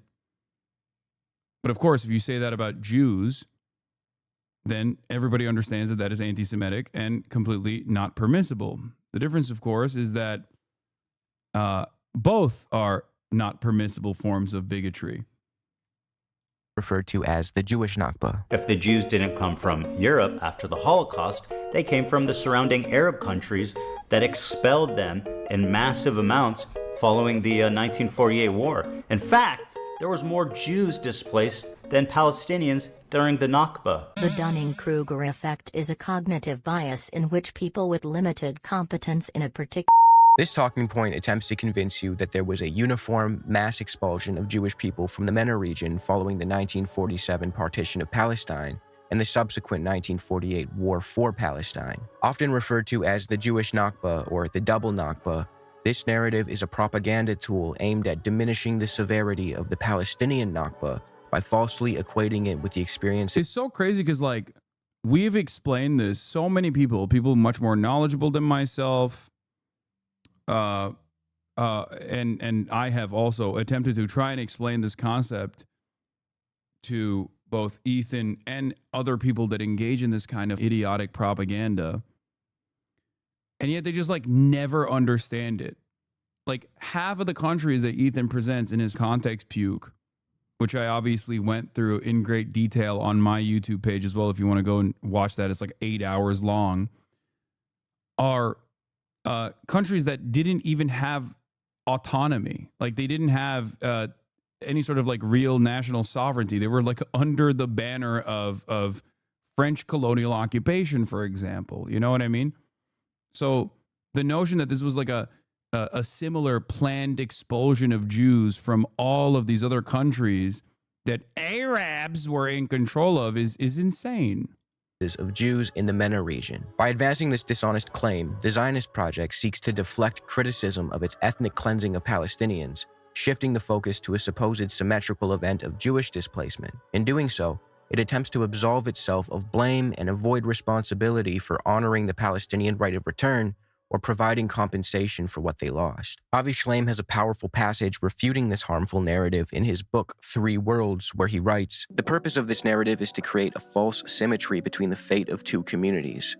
This narrative is not history, it's the propaganda of the victors. Honest history has to acknowledge the part played by all the governments concerned in causing this man-made tragedy. The main difference is that the Palestinian refugees, for the most part, were ethnically cleansed by the Israeli armed forces, whereas the Arab Jews, with a few exceptions, were given by the Arab governments the option of leaving or staying." This sentiment is corroborated by Israeli historian Tom Segev, who wrote, "Deciding to emigrate to Israel from one of the Arab countries was often a very personal decision, as it was in Europe. It was based on the particular circumstances of the individual's life. They were not all poor or dwellers in dark caves and smoking pits, nor were they always subjected to persecution, repression, or discrimination in their native lands. They immigrated for a variety of reasons, just as the ones who had immigrated from Europe, depending on the country, the time, the community, and the person." This suggests that Middle Eastern and North African Jews experienced a range of different living circumstances.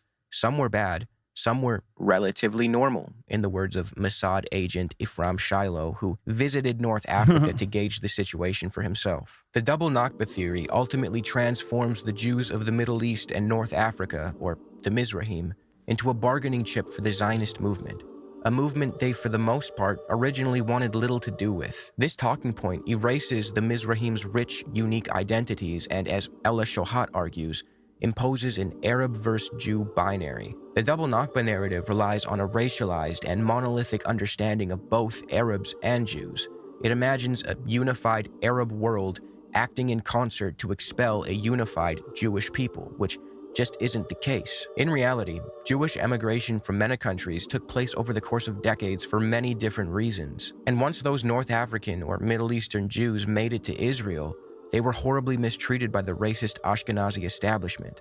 They were viewed as backward, primitive, and frequently referred to as bad human material, but more on that in a bit. This migration of Misrahi Jews was triggered largely due to colonial Zionist settlers taking over Palestine and ethnically cleansing the native population, resulting in a reaction by other Arab communities in the region. Furthermore, the Zionist movement played a key role in speeding up the immigration of Middle Eastern Jews to Palestine. They did so through various methods, ranging from secret deals with heads of states, all the way up to false flag bombing campaigns in which Zionist actors would bomb Jewish targets in Muslim-majority countries and then blame the attacks on Muslims to instill panic and accelerate Jewish migration to Palestine. And don't worry, we will go into detail about this soon. Those who use the double Nakba talking point often leave out how the Zionist movement and the State of Israel actively put Jews across the region in positions of immense danger in order to create hostile environments for them and ultimately...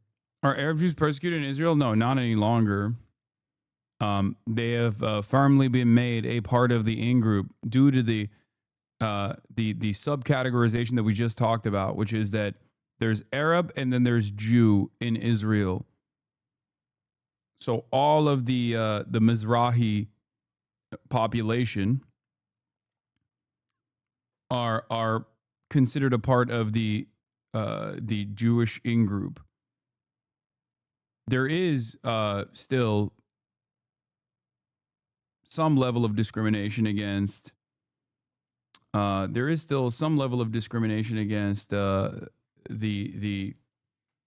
like Ethiopian Jews and Black Jews in general, but it's a much larger. The much larger discrimination exists against Palestinian citizens of Israel, what the Israeli government considers to be Arab by its own designation. So non-Jews, Christians and Muslims. Convince them to move to Palestine. To quote... Like, if you want to understand how stupid this designation is, like, Armenians are considered Arab in Israel, okay? The Armenians, Christian Armenians, are considered Arab under the Israeli demographics.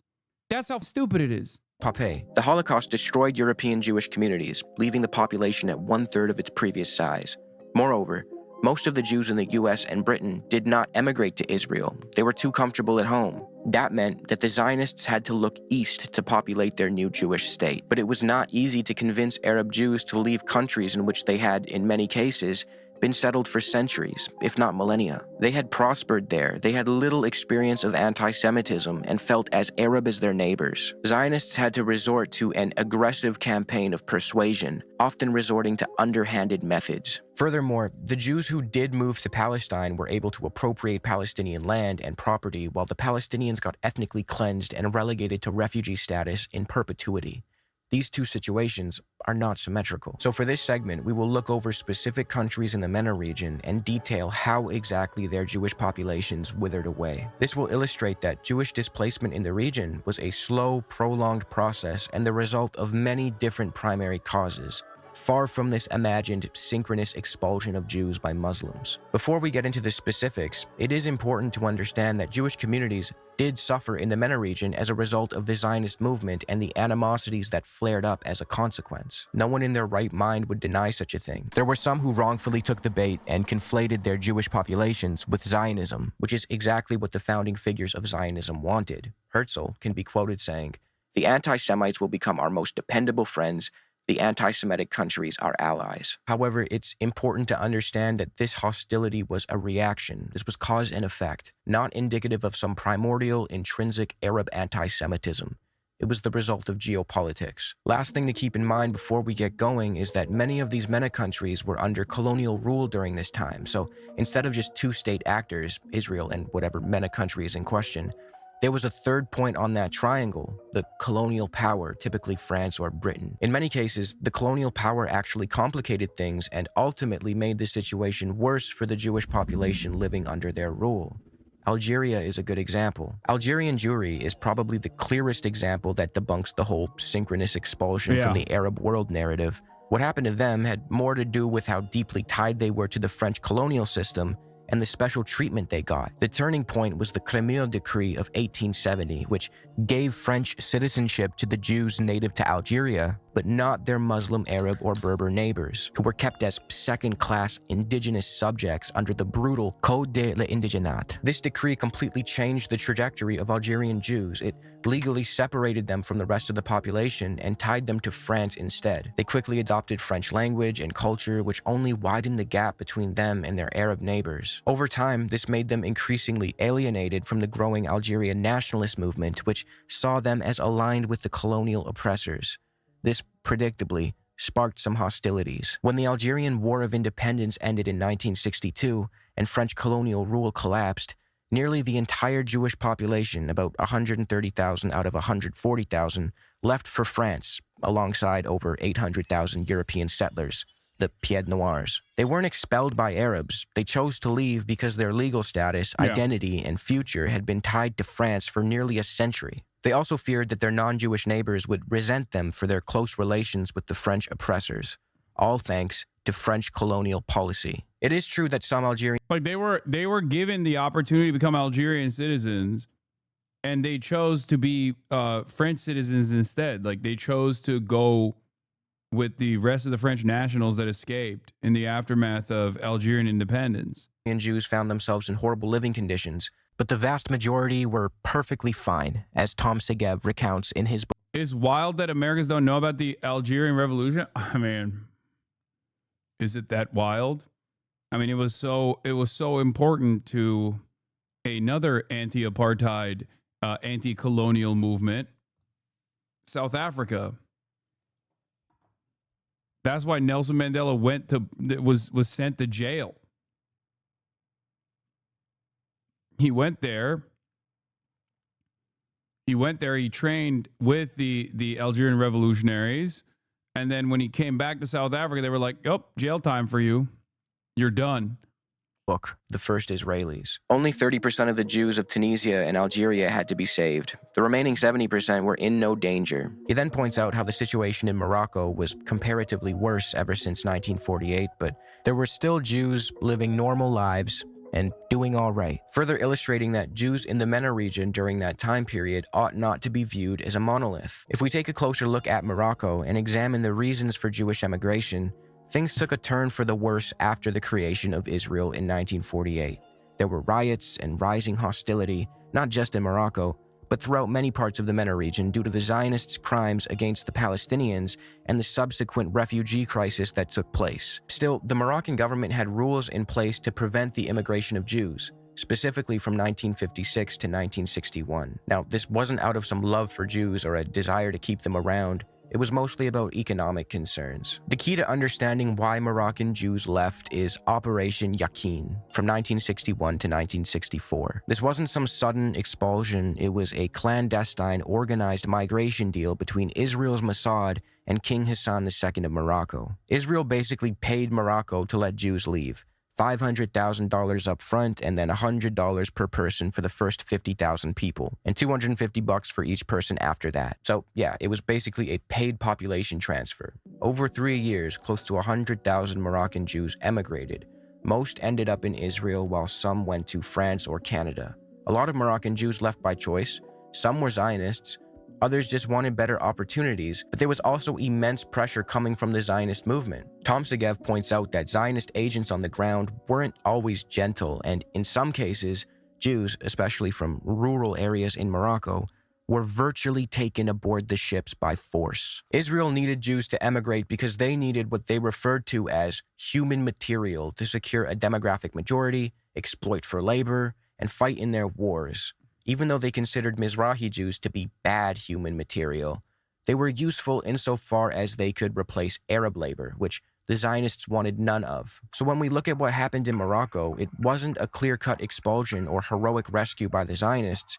It was kind of a backroom deal. Morocco wanted money, Israel wanted immigrants, and Moroccan Jews ended up caught in the middle. When analyzing this period in history, we can see Arab countries not only fail to act in unison in some mass expulsion, but oftentimes we can see completely different strategies coming from different Arab countries.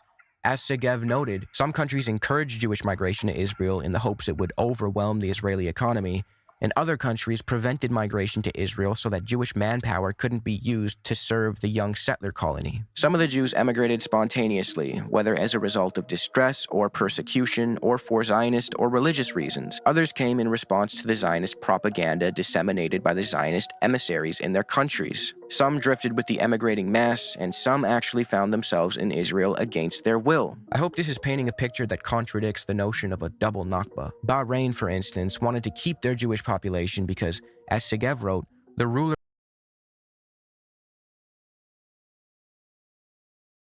believed that Islamic commandments ordered Muslims to act as protectors of Jews. The story of how Yemenite Jews migrated to Israel is an interesting yet tragic one too. The Zionist project took advantage of their faith and instilled messianic fervor among the Jews of Yemen. As Segev put it, some of them were desperately poor, subjected to oppression and discrimination, and for them, the passage to Israel was a liberation, but there were others who lived peacefully and at ease, as farmers, goldsmiths, craftsmen of all kinds, and merchants. There too, the Jews had to be encouraged to go to Israel, and there too, the messianic longings had to be organized. The way in which those longings were organized, as Segev notes, was through using local messengers who distributed missives of redemption to the Jewish communities, calling upon them to leave their homes and instructing them how to migrate. Itzhak Raphael, who headed the Jewish agency's immigration department, reported that Arabs had been hired to urge the last Jews of Yemen to depart. He did not say how the urging was done. It's funny because like this process of consistent migration flows into Israel of Jews has not stopped. Because it is a inherently fascist, ethno-religious superiority-induced project, it requires more and more people to go and live in Israel. And the modern version of this is obviously not as sinister, but it's birthright. It's a free vacation. Oh, are you a Jewish person living anywhere around the planet? Come on, just come. Free vacation. Come to Israel. You'll meet a IDF soldier on your trip and hopefully fall in love. And then you'll try to stay, hopefully stay in Israel. That's it. That's literally it. It sounds insane when you describe it, but like that is the purpose. The purpose of it is to try and get the purpose of it is to try and get people to come to Israel, to see how beautiful it is, to see how wonderful it is, and basically get people to stay in Israel. And some people do, except I don't know what the birthright system looks like currently, because I feel like for many young American Jews, I feel like they don't go to Israel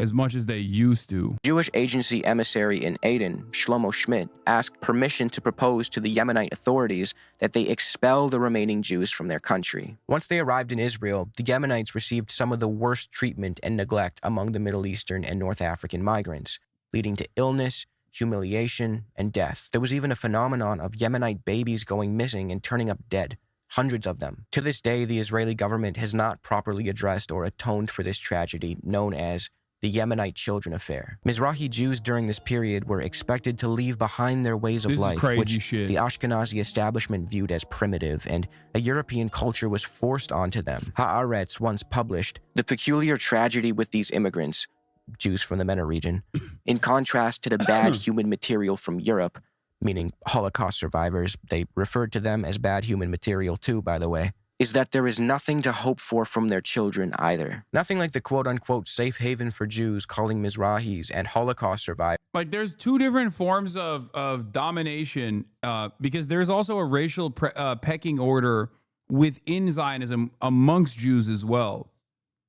Like, it's a double racist. If you're Ethiopian, triple racist. Is crazy. On the one hand, Israel needs a constant migration of Jews from all around the world to go to Israel and to repopulate Israel with Jewish babies.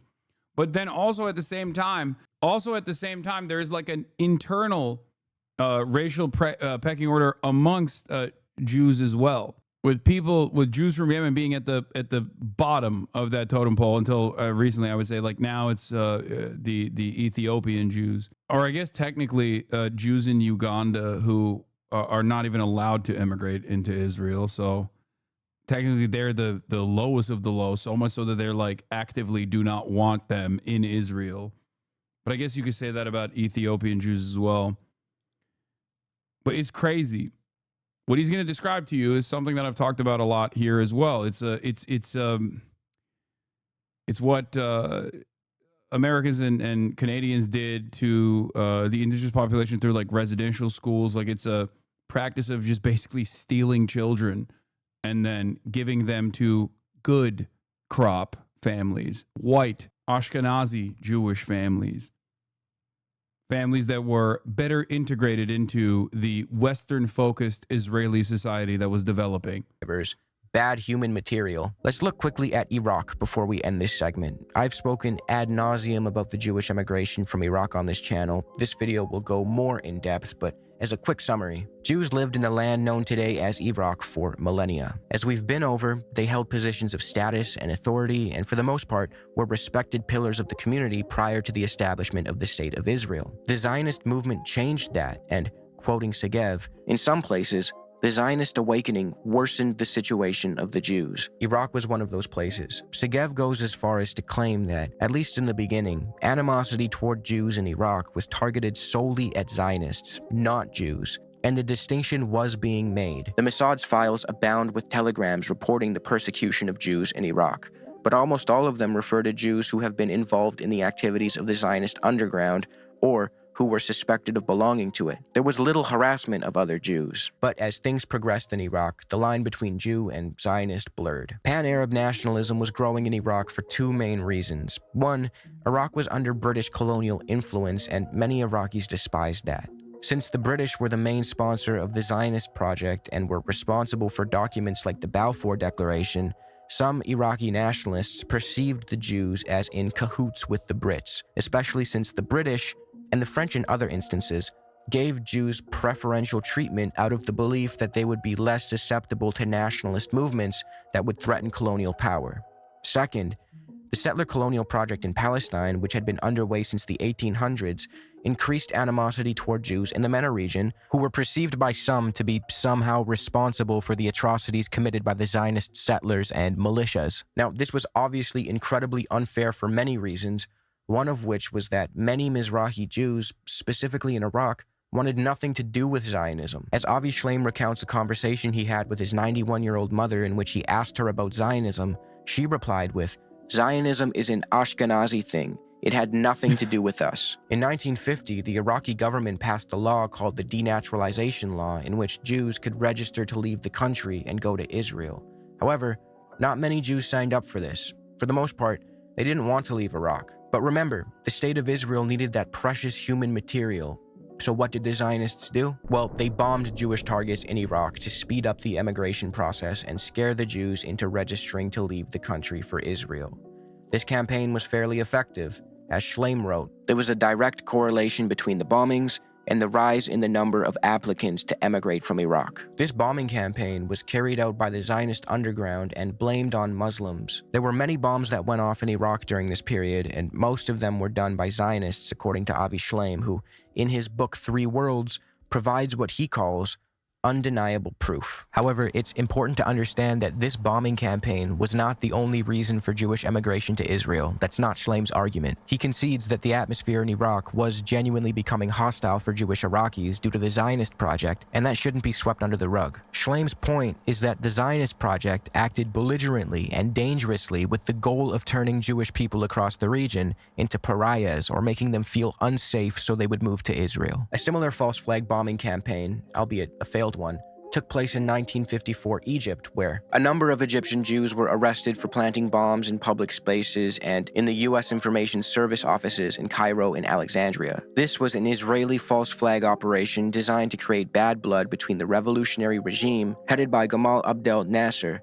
and the Western powers. Israel's military intelligence had recruited... Bro, God. Dude.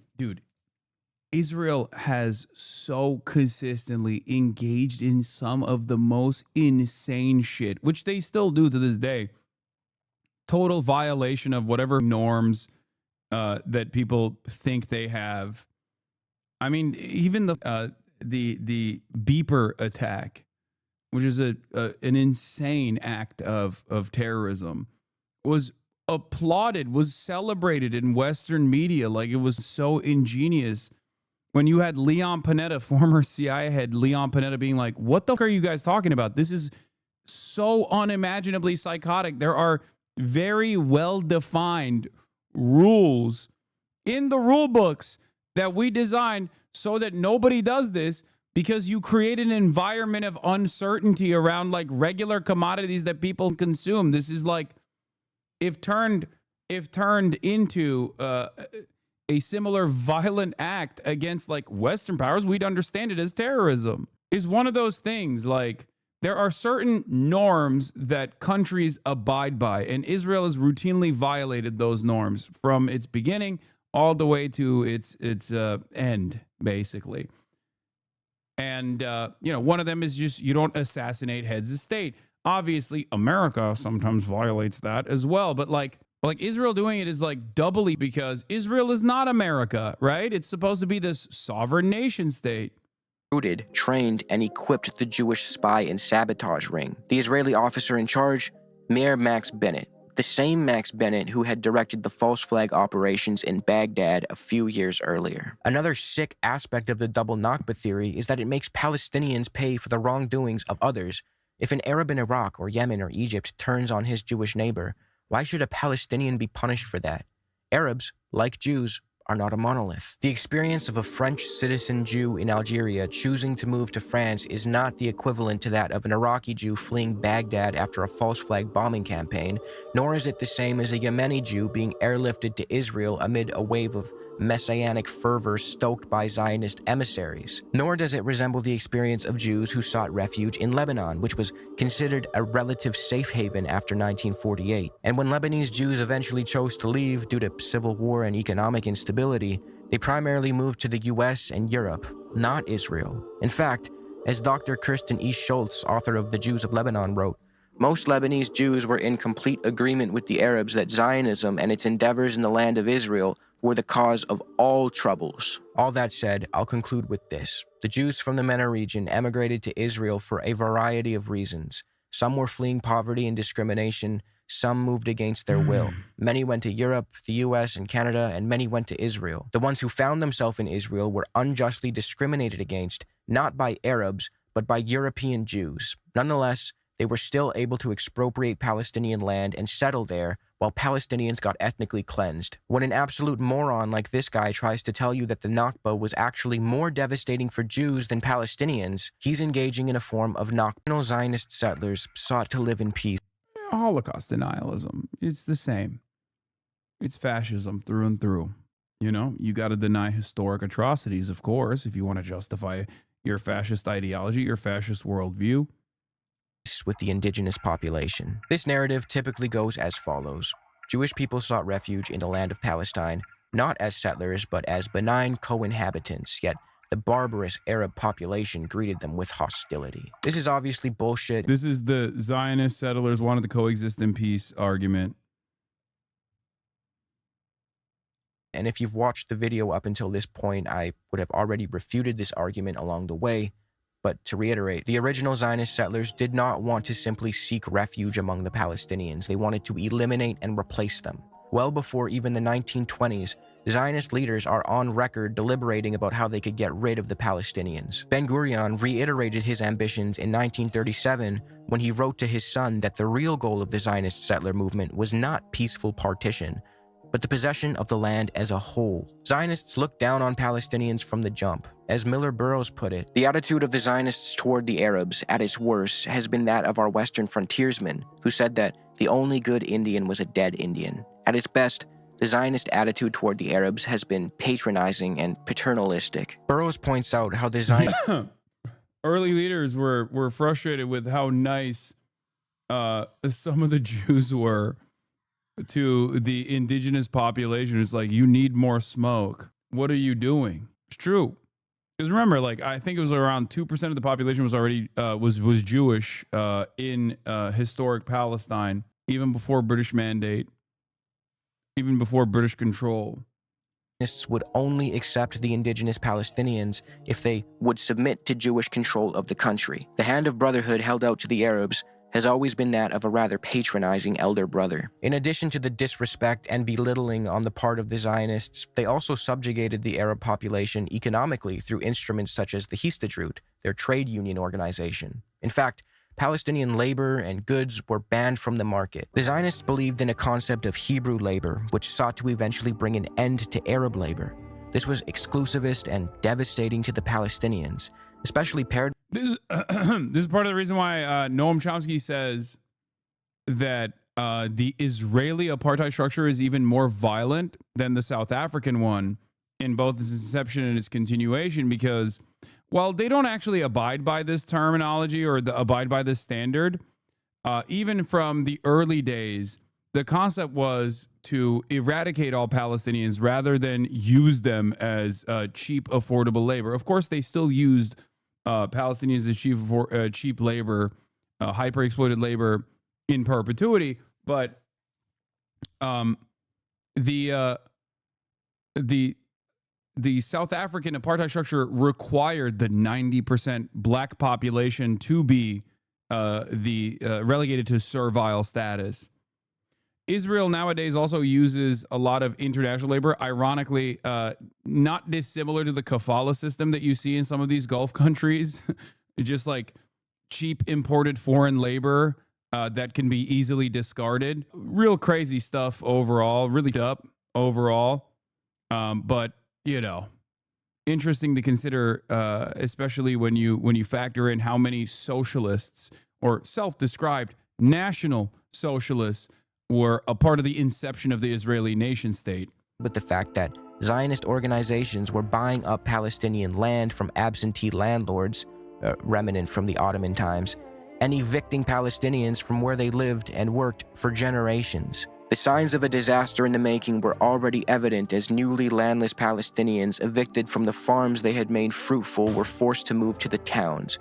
These Palestinians were victims of nominally socialist Zionist groups known as Hebrew labor, who believed Jews could only modernize themselves through engagement in productive labor. Hence, they wanted agricultural work to become the preserve of Jews alone, wrote Pape. The way these Zionist settlers treated the Palestinians was so horrible that Miller Burroughs argues, and I wholeheartedly agree, that the Palestinians were acting rationally and were well within their right to reject any variant of the Zionist project as soon as its true colors began to show. It may fairly be asked why one should oppose Jewish nationalism and sympathize with the nationalistic aspirations of the Arabs.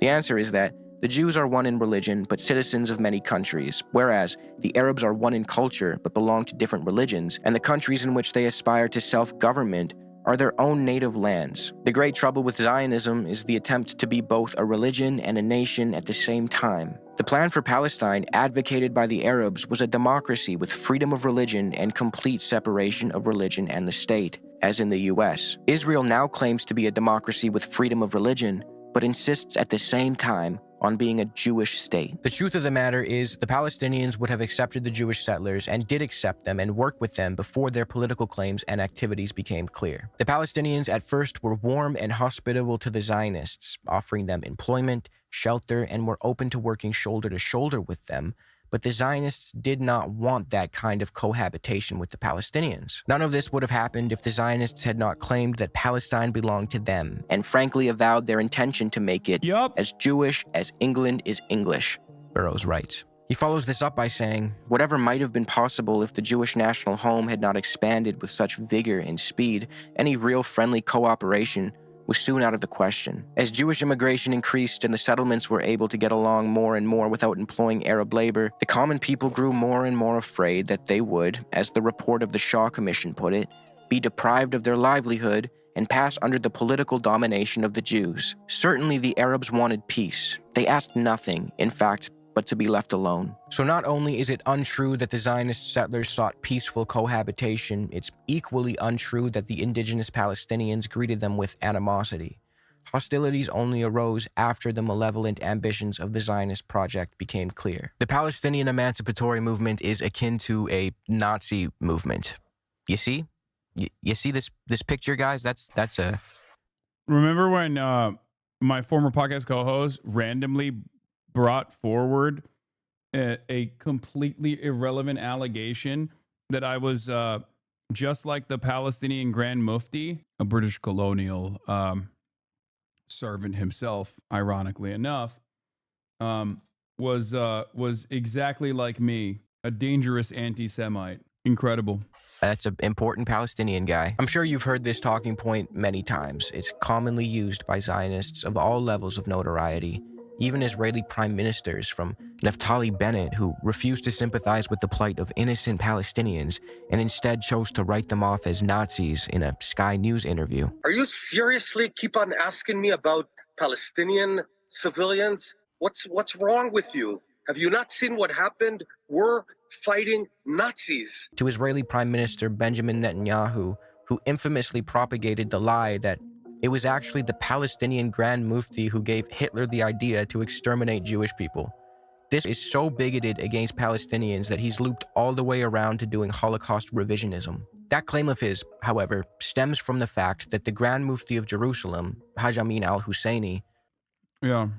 Israeli Jews care so much about anti-Semitism that they voted for this guy over and over again, by the way. Like, after he said that.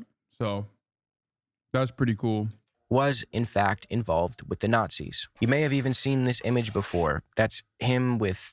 well, you know who the other guy is. So what's the deal with that? I asked my friend Chris Kunzler, who makes incredibly well-sourced and detailed videos on Israel-Palestine, to join us for this segment so we can pick his brain. I asked him to fill us in on how exactly this guy rose to a position of prominence within British Mandate Palestine. So al-Husseini was a member of one of the key notable families in Palestine at the time, the Husseini family, and this was kind of the key reason for his appointment. His half-brother was previously the Mufti of Jerusalem until he died in 1921, and then very quickly the Mufti took over. The Mufti basically came to his position because of collaboration with the British. According to Tom Segev, the Israeli historian, his brother had helped the British, and they saw the Mufti as a figure who would also be able to do this. In fact, the Mufti was brought by Ronald Storrs, who was the former governor of Palestine, to meet with Herbert Samuel, who was the first High Commissioner of Palestine. And very quickly, the Mufti explained that he was, going to collaborate with the British. He liked What? No way. That he thought that, they were able to support the Palestinian cause. And at this time, it wasn't really all that surprising. The elite class within Palestine believed that the British would help them. And so the Mufti was someone who was from a notable family. He was seen as someone that would work well with the British. And even if he opposed the concept of Zionism, he was going to be someone that, would help the British to control and administer Palestine. But the trajectory of the Mufti's relationship with the British changed dramatically during the Great Arab Revolt of 1936 through 1939, where Palestinians rallied against the British colonial rule and sought the end of British support for Zionism. So according to Ghassan Kanafani, who's, a key figure within the Palestinian revolutionary movement, he says that during the 1936 Arab revolt in Palestine, that the Mufti was someone who helped to calm things down, that he was expressly thanked, actually, for the sermons that he was giving, because they served to quell more revolutionary tendencies. Also, Kanafani is kind of opposed to him because he sees him as someone who was like, a member of the elite. He wasn't understanding the actual problems that Palestinians had. So during the beginning of the Arab revolt, he was not necessarily the kind of person who the British would have been entirely opposed to. However, this sort of changed. He was always someone who opposed the two-state solution, who opposed Zionism. And so eventually the British kind of saw him as someone that was going to be a problem towards the implementation of the Zionist project. And he and many other leaders fled into exile following the Arab Revolt. See, Grand Mufti of Jerusalem was a guy who was propped up by the British, and as things progressed, he turned on them, and down the line, he teamed up with their main enemy. After fleeing Palestine, he eventually ended up in Nazi Germany, and later became a propagandist. As Ilan Pape wrote, he landed in Nazi Germany in 1941, making radio broadcasts to mobilize Arab Muslims against the British. At the time of the Second World War, he was not alone in acting according to the maxim, "The enemy of my enemy is my friend." His flirtation with the Nazis was short and insignificant, making no difference one way or the other to the war effort. However, especially considering that 11,000 Palestinians actually fought alongside the Allied forces against Nazi Germany. his association with the Nazis is still used to discredit the Palestinian liberation movement in the Israeli narrative. Unfortunately, the Israeli narrative seems to conveniently leave out the fact that thousands and thousands of Palestinians actually fought the Nazis and 12,000 Palestinians.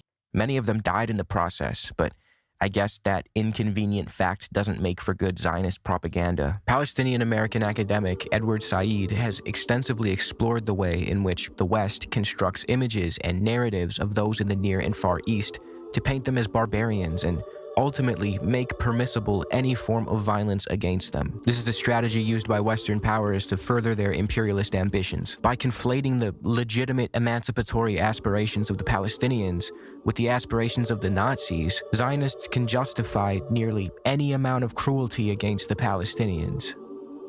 To have an other which is barbarous is obviously great in the sense of like inflicting violence on them, and it justifies the techniques of control that are inhuman in many cases that are used on people, specifically in the context of Palestine, you know, the inhuman control. You'll regularly hear a Zionist who is, you know, full blown be like, well, we need the checkpoints because the Palestinians, they're always doing terror attacks. And it's just a really unbelievable thing to say because it's a complete and utter degradation of like people's normal existence. People wait for 10 hours at those checkpoints. So in one way, it's a justification of techniques of control, but you also have is the justification of extreme violence. You know, if Palestinians are portrayed as savages, we hear about all the savagery of October the 7th. So who cares what they do to a leader of Hamas? It doesn't matter if Israel tears them to pieces with bombs. That's sophisticated. But it also has always acted as like a launching point for European society. This is like a somewhat underappreciated element of Edward Said. What he's talking about is basically how this kind of other that is barbarous continually makes Europeans feel better about themselves.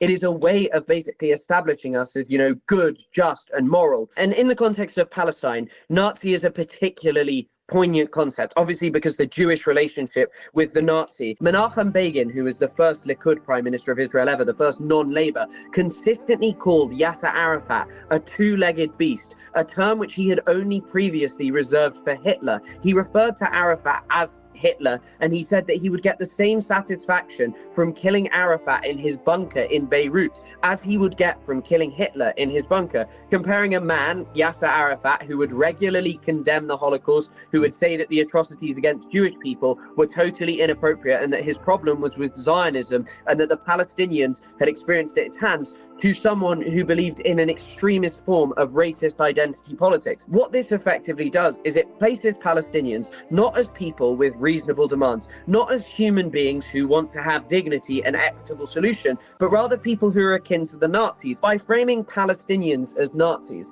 kind of where you get to is this point where they are dehumanized. They are not people engaging in regular politics. They are evil monsters who need to be dealt with the same way that the Nazis were. So the reason that Zionists are so dead set on the Mufti is because this is the most concrete evidence that they have. Joseph Mossad notes an example of this where like fake evidence was produced as far back as the 1940s. The Jewish Agency in 19... Ironic because there were more firm commitments and collaborations between one of the early Zionist brigades and Nazi Germany. But of course, using that connection to extrapolate that like all Jews are pro-Holocaust would be unimaginably anti-Semitic. 46 actually tried to show documents that the Mufti had been part of the plans to exterminate Jewish people in Europe with the Nazis. These documents were totally fake. The desperation to equate the Palestinian liberation movement with the Nazis not only harmed clearly the main victims of such a conflation, but it also whitewashes and revises the ambitions of the Nazis. The Palestinians have a legitimate and noble pursuit. The Nazis absolutely did not. And to add to this, by refusing to actually analyze Nazism as the specific political ideology that it is, we risk failing to learn from history, and we miss the signs when a movement like Zionism so transparently mirrors Nazism. I've mentioned this before.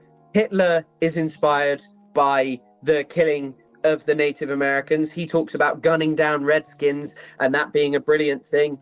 David Ben-Gurion says we'll go to Palestine and fight wilder Redskins. There's a very clear thread running between all of these things, and losing that is dangerous because you end up where we are today, which is watching a genocide play out live with full unequivocal support because certain human beings are just still judged to be immoral, unjust, and unworthy. Palestinians left voluntarily in 1948 because Arab leaders told them to. This is one of the sillier talking points on the list. The argument people try to make is that Palestinians weren't actually ethnically cleansed. They were supposedly told to leave by leaders of the Arab armies fighting on their behalf in 1948. It was the invading fucking Arab armies that told the Palestinians to leave and come back.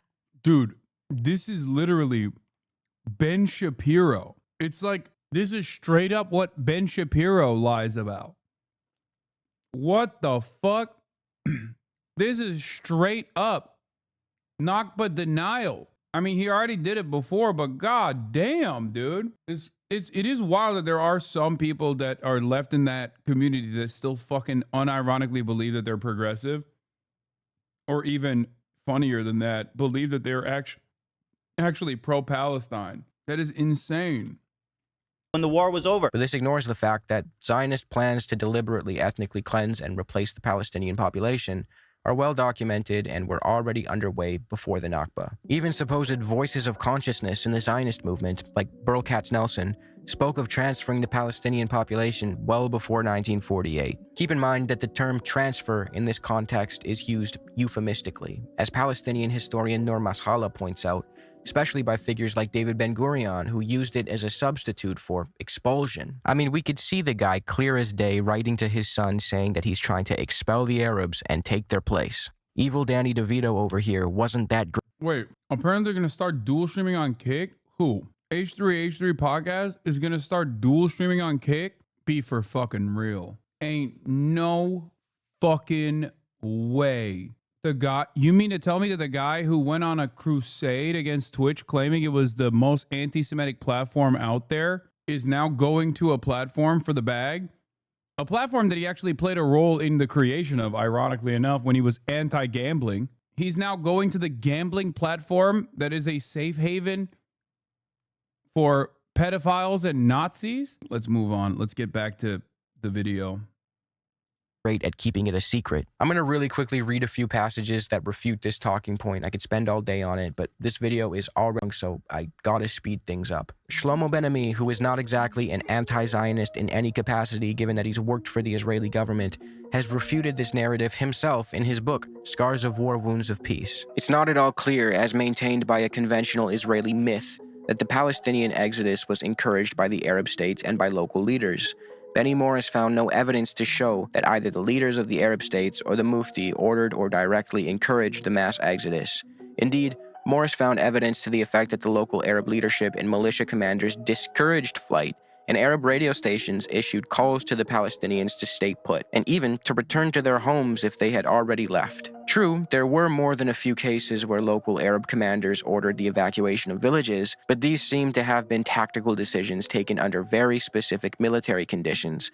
They did not respond to an overall strategy either of the local Palestinians. Also, what's really interesting about that is that, okay, let's say Arab commanders told the Palestinians to leave. Why did Israel not let them return? They're civilians. Why has Israel not allowed them to return to this day? Like, what are you even talking about? Yeah, let's say there was a tactical retreat or whatever the, Arab commanders were like, you have to leave your homes right now. And everyone was like, okay, I'm leaving my home. Okay, why can't they return then? What do you mean? People don't understand, even throughout like medieval times, like wars are waged but the civilians are supposed to be, I mean, not always, but civilians are supposed to be allowed to continue existing in the place that they were with just new rulership, new ownership. What are we talking about? Unless they take people as slaves, which has happened quite a bit as well. Yeah, you can't collect taxes from the peasantry or even rebuild a new standing militia from the peasantry if you kill all the peasantry or you expel them. Leaders or of the Arab states. It was the invading Arab armies that told the Palestinians to leave. As Ilan Pappé explained, this myth, originally invented by the Israeli Foreign Ministry, was a way to dodge responsibility for the Palestinian right of return. At the time, the U.S. government, especially under John F. Kennedy, was pressuring Israel to address the refugee crisis caused by its ethnic cleansing campaigns. To deflect blame, Israel hired researchers and scholars to fabricate evidence suggesting that it was Arab leaders, not Israeli terror organizations, who forced Palestinians to flee. One such scholar was Moshe Moaz, whose work Ben-Gurion cited as proof beyond doubt that Palestinians left because the Arab leaders instructed them to. But even Moaz later admitted that his research wasn't about historical accuracy. He was just fulfilling a political assignment. In his book, The Ethnic Cleansing of Palestine, Pappé further refutes this nonsense by writing, using primarily Israeli military archives, the new Israeli historians were able to confirm many cases of massive expulsions from villages and towns and revealed that the Jewish forces had committed a considerable number of atrocities, including massacres. The Israeli foundational myth about a voluntary Palestinian flight the moment the war started in response to a call by Arab leaders to make way for invading armies holds no water. It is a sheer fabrication that there were Jewish attempts, as Israeli textbooks still insist today, to persuade Palestinians to stay. As we have seen, hundreds of thousands of Palestinians had already been expelled by force before the war began, and tens of thousands more would be expelled in the first week of the war. See, in truth, Palestinians were victims of Israeli paramilitary. I can't stress this enough. Why would they not be allowed to return? Why would the civilians not be allowed to return? Even if it was the Arab militaries that were like, oh, you have to leave now. Civilians are not a part of the warring faction. That's not how this works. Hello.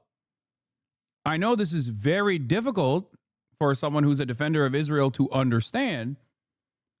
Civilians, different than standing armies, different than any sort of like militant resistance. Civilians are civilians. Now, of course, I can think of one reason why you wouldn't want civilians to return. It's because you have demographic concerns. And the only reason why you would have demographic concerns is if you're a Nazi, which is what Zionism is. Organizations who carried out a premeditated ethnic cleansing campaign known as Plan Dalit, which entailed large-scale intimidation, laying siege to and bombarding villages and population centers, setting fire to homes, properties, and goods, expulsion, demolition, and finally, planting mines among the rubble to prevent any of the expelled inhabitants from returning. In David Ben-Gurion's own words, the prime objective of Plan Dalit was the cleansing of Palestine. Israel exists to keep Jews of all kinds safe. Okay, really quick, let's recap why Israel does not keep Jews safe and is most definitely not a place for Jews of all kinds. There were the false flag bombing campaigns in Iraq and Egypt that we spoke about earlier. Those not only put Jews directly in harm's way by literally bombing them, but were also carried out with the intention of increasing hostility toward Jews in Muslim-majority countries so they'd feel pressured to move to Israel, which many of them did not want to do. Avi Shleim remarks on the irony of this in his interview with Novara Media, pointing out how Israel simultaneously claims to aspire to Jewish safety, yet was endangering Jews across the region. Even if I knew for certain that not a single Iraqi Jew left Iraq to go to Israel because of the bombs, I would still think this is a real indictment of the state of Israel, because Israel was created to provide a safe haven for Jews, not to be harassing and threatening Jews in other countries. Shleim goes as far as to claim that Jews today are much less safe in Israel than they are elsewhere, and on top of that, Israel generates anti-Semitism, which harms all Jewish people, wherever they may be. There's no question that Jews in Israel today are less safe than anywhere else in the world. But it's much, much worse than that. It's much worse than that because Israel generates anti-Semitism. Israel is responsible for the upsurge of hostility towards Jews everywhere. It's common to hear people claim that Israel is the only place where Jews can be safe, but this is entirely untrue. My response to that claim would be, so safe that they need billions of US dollars for security reasons every year, mandatory conscription, bomb shelters, an Iron Dome, and more just to fight the people they perpetually oppress when those people inevitably retaliate? You think a Jewish dude in Brooklyn is in more danger than a Jewish dude in Israel? Give me a break. And to be clear, it's unsafe not because of some barbarous sea of Arabs, but because Israel is an aggressor and oppressor in the region, and colonialism breeds violent resistance. Also, let's not forget about the aforementioned mistreatment of Misrahi Jews, the transit camps, the Yemenite children affair, the exploited labor, the constant rhetoric about Jews from the MENA region being primitive and backward. Right from the jump, Israel was a project meant to serve white European Jews primarily. This accusation is corroborated by the way the Zionist project treated Jews from Ethiopia and Uganda. Ethiopian Jewish women were injected with contraceptives, some without their consent, others under coercion, with immigration to Israel and further healthcare made conditional on their compliance. The story of Ugandan Jewry is particularly interesting and upsetting. The Abu Yudaya, a community of black Ugandan Jews whose adherence to Judaism dates back over a century, have been the victims of frivolous obstacles and roadblocks when it comes to their attempts at migrating to Israel. Israel's pre-watched again that it doesn't even recognize the Abu Yudaya to be Jews at all. Why? This is quite strange given their 100 years of adherence to the Jewish faith. In stark contrast to the bureaucratic hurdles and, let's be frank, racism the Ugandan Jews faced, South African converts were able to move to Israel relatively smooth. Wait, one more. Russians. There's one other group.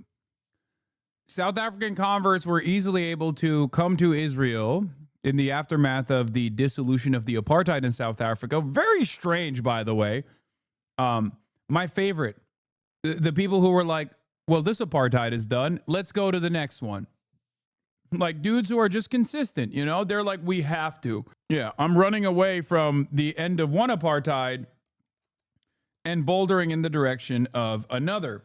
So, I mean, that's great. That's got to be awesome for the people who are that invested.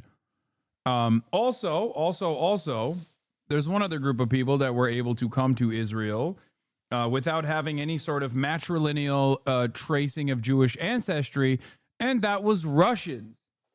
Now, you might be wondering why. Well, it goes back to the same argument, which is Russians are white. That is what it is, baby. See, when the South African apartheid ended, some white South Africans didn't want to live in a democratic society, so they made the decision to move to another apartheid regime, Israel. They converted to Judaism and successfully made the move with little pushback from the Israeli state. This Ugandan creator, who is apparently not just Russians, white people from across the Soviet Union. Yeah, that's true. From all across the Soviet Union. It's so funny. They don't give a bro. White is right. The many children of the late Ugandan dictator Idi Amin, made a quick video talking about the subject, and I'll link it below. The Balfour Declaration settles it. This is a bit more of a niche talking point, but some Zionists will invoke the authority of the British, specifically the Balfour Declaration of 1917, as though that grants the Zionist movement any actual form of legitimacy. The truth is, the British were making all sorts of contradictory promises back in the day.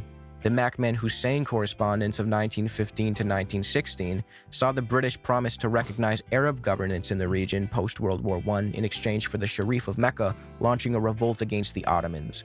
This correspondence came before the Balfour Declaration, yet... There it is, boys. There it is. The Palestinian betrayal. To be fair, this is not reflective of broader Palestinian society's opinions on this. And I think that, for the most part, this is before the Balfour Declaration, for the record. Subject to the above modifications, Great Britain is prepared to recognize and support the independence of Arabs within the territories included in the limits and boundaries proposed by the Sheriff of Mecca.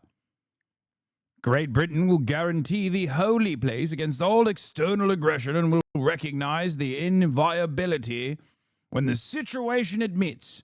Great Britain will give to the Arabs her advice and will assist them to establish what may appear to be the most suitable forms of government. Yeah, British people, British and French colonial occupation came to the MENA region because they recognized that if they were to take advantage of Arab revolts against the Ottoman occupation, it'd be much easier. Palestinians played a role in this as well.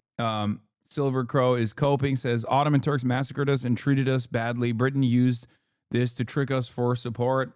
It's just copium. It's all good. You know, look, I'm not going to hold a little L against you like that. Okay. I'm not going to hold it against you. Many Turks do though. They're weird about that shit. Launching a revolt against the Ottomans.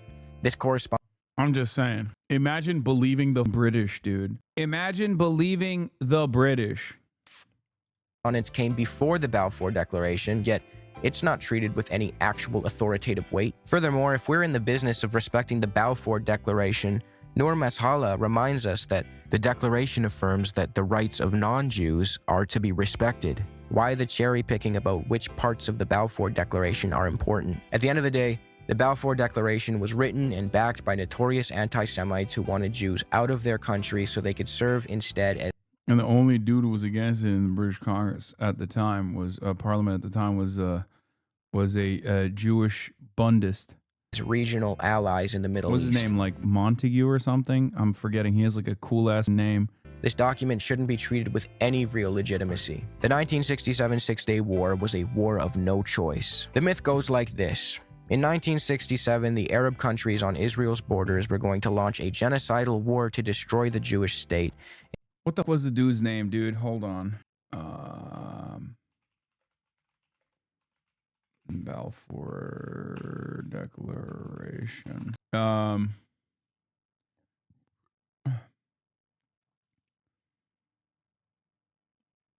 Who was it? Yeah, it was Edwin Montague. I was right.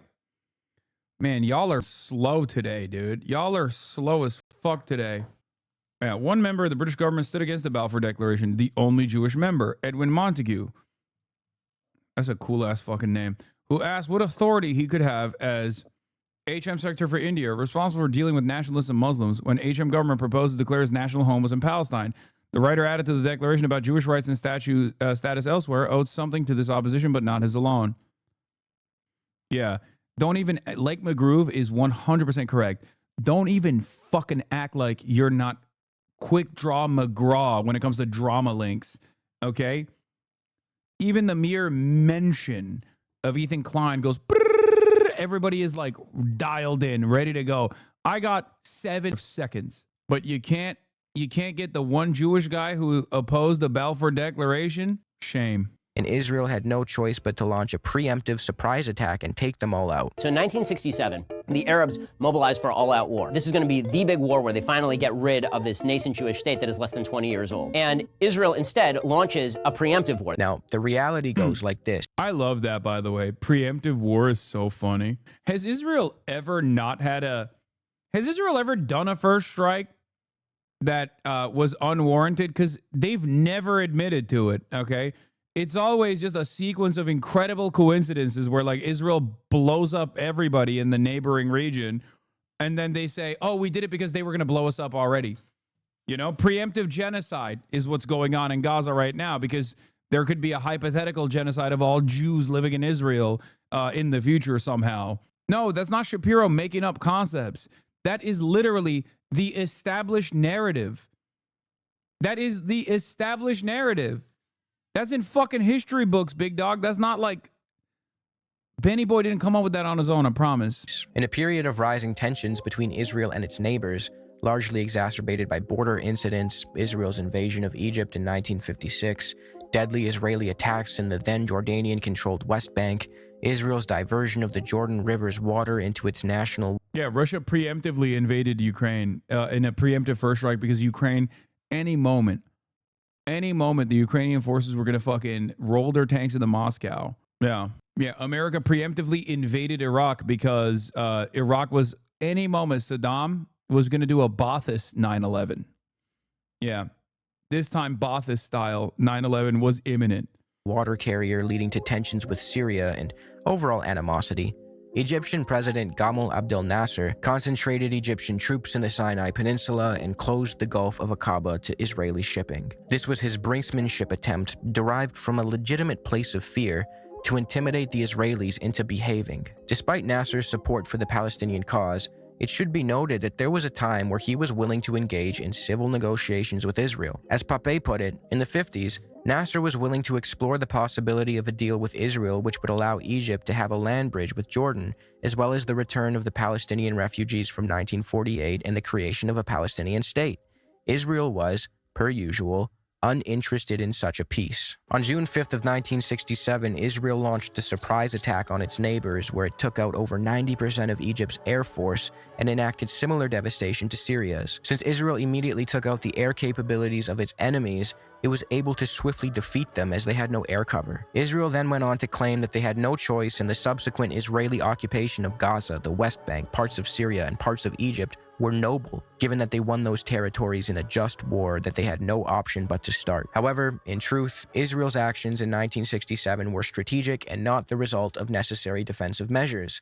Israel understood that since its enemies boasted larger militaries in terms of sheer numbers, any Israeli win would be conditioned on a preemptive strike. Israel also wanted to finish what it started in 1948 and occupy the West Bank and Gaza, as Israel believed it would be incomplete without the West Bank. In fact, at the time of the Israeli attacks on June 5th, there was a US-led diplomatic attempt to normalize relations between Israel and its neighbors already in the works. But Israel had no intention of... Very anti-Semitic attempt. ...providing the necessary time to the peace brokers, wrote Pape. He argues that Israel perceived the moment to be the perfect opportunity to correct history and lay claim to all of historical Palestine. I mean, Israeli Prime Minister Menachem Begin admitted himself that the official Israeli narrative of having no choice was bullshit. He said, "In June 1967, we had a choice. The Egyptian army concentration in the Sinai did not prove that Nasser was really about to attack us. We must be honest with ourselves. We decided to attack him." Israel pulled out of Gaza in 2005. Well, that's the other thing. The Israeli right, yes, it's literal terrorist Menachem Begin, who once was, I believe, outflanked by Joe Biden, where Joe Biden told him that they weren't going hard enough. Way back in the day. But also, there's two speeds in Israeli society. The far right will flex openly, okay, and the liberal Zionist contingency will go along with these with this myth making, with these narratives, make it seem as though it was like a preemptive strike because it was like imminent, invasion was imminent, it was going to destroy Israel, blah blah blah, all this shit. And the right will always be fucking open about their intentions. This is proof that Israel wants peace. By and large, Israelis don't want to conquer Gaza. In fact, they left Gaza voluntarily in 2005. No, the Gaza pullout wasn't done out of a desire for peace or for the sake of the Palestinians. Ariel Sharon pulled the settlers and the army out of Gaza for wholly selfish reasons. First, there was no genuine withdrawal from Gaza to begin with. Instead of Israel's presence directly in the Strip, it moved right outside the Strip and besieged it, exercising control over what goes in and out, water, electricity, and more. Israel was, and still is, the occupying authority. Second, Sharon pulled the settlers out of Gaza so that he could prove on the world stage that such a messy situation was not worth trying in the West Bank. He also wanted to be able to attack and bomb Gaza from the outside without the risk of hitting an Israeli settler. Controlling Gaza from the outside made the most sense for Israel, so that's why they did it. This quote-unquote disengagement from Gaza also allowed Israel to tighten its grip and redirect its focus toward entrenching the occupation in the West Bank. According to Israeli anti-Zionist Tikva Honig Parnas, those who occupied high levels in Ariel Sharon's government were, frankly, admitting that disengagement from Gaza was a US-Israeli scheme that sought the world's approval for continuing other parts of the unilateral project. In fact, despite the early enthusiasm of Israeli politicians, many of them from the Labor Party, when it came to building... Yeah, in 1982, Biden told Begin, even more women and children if necessary to get it done. Real freak. Biden has been probably one of the most rabid ultra-Zionists in perpetuity, like in American history. And it's so funny because he's Catholic. Like, he doesn't even have the theological justifications for it at all. he's just been the guy who loves it.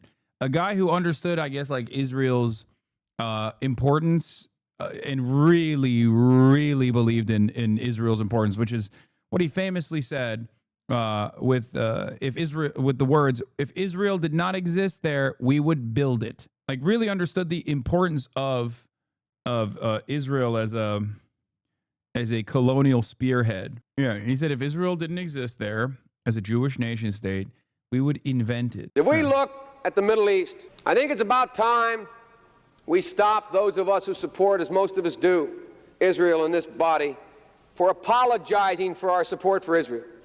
There's no apology to be made. None. It is the best $3 billion investment we make.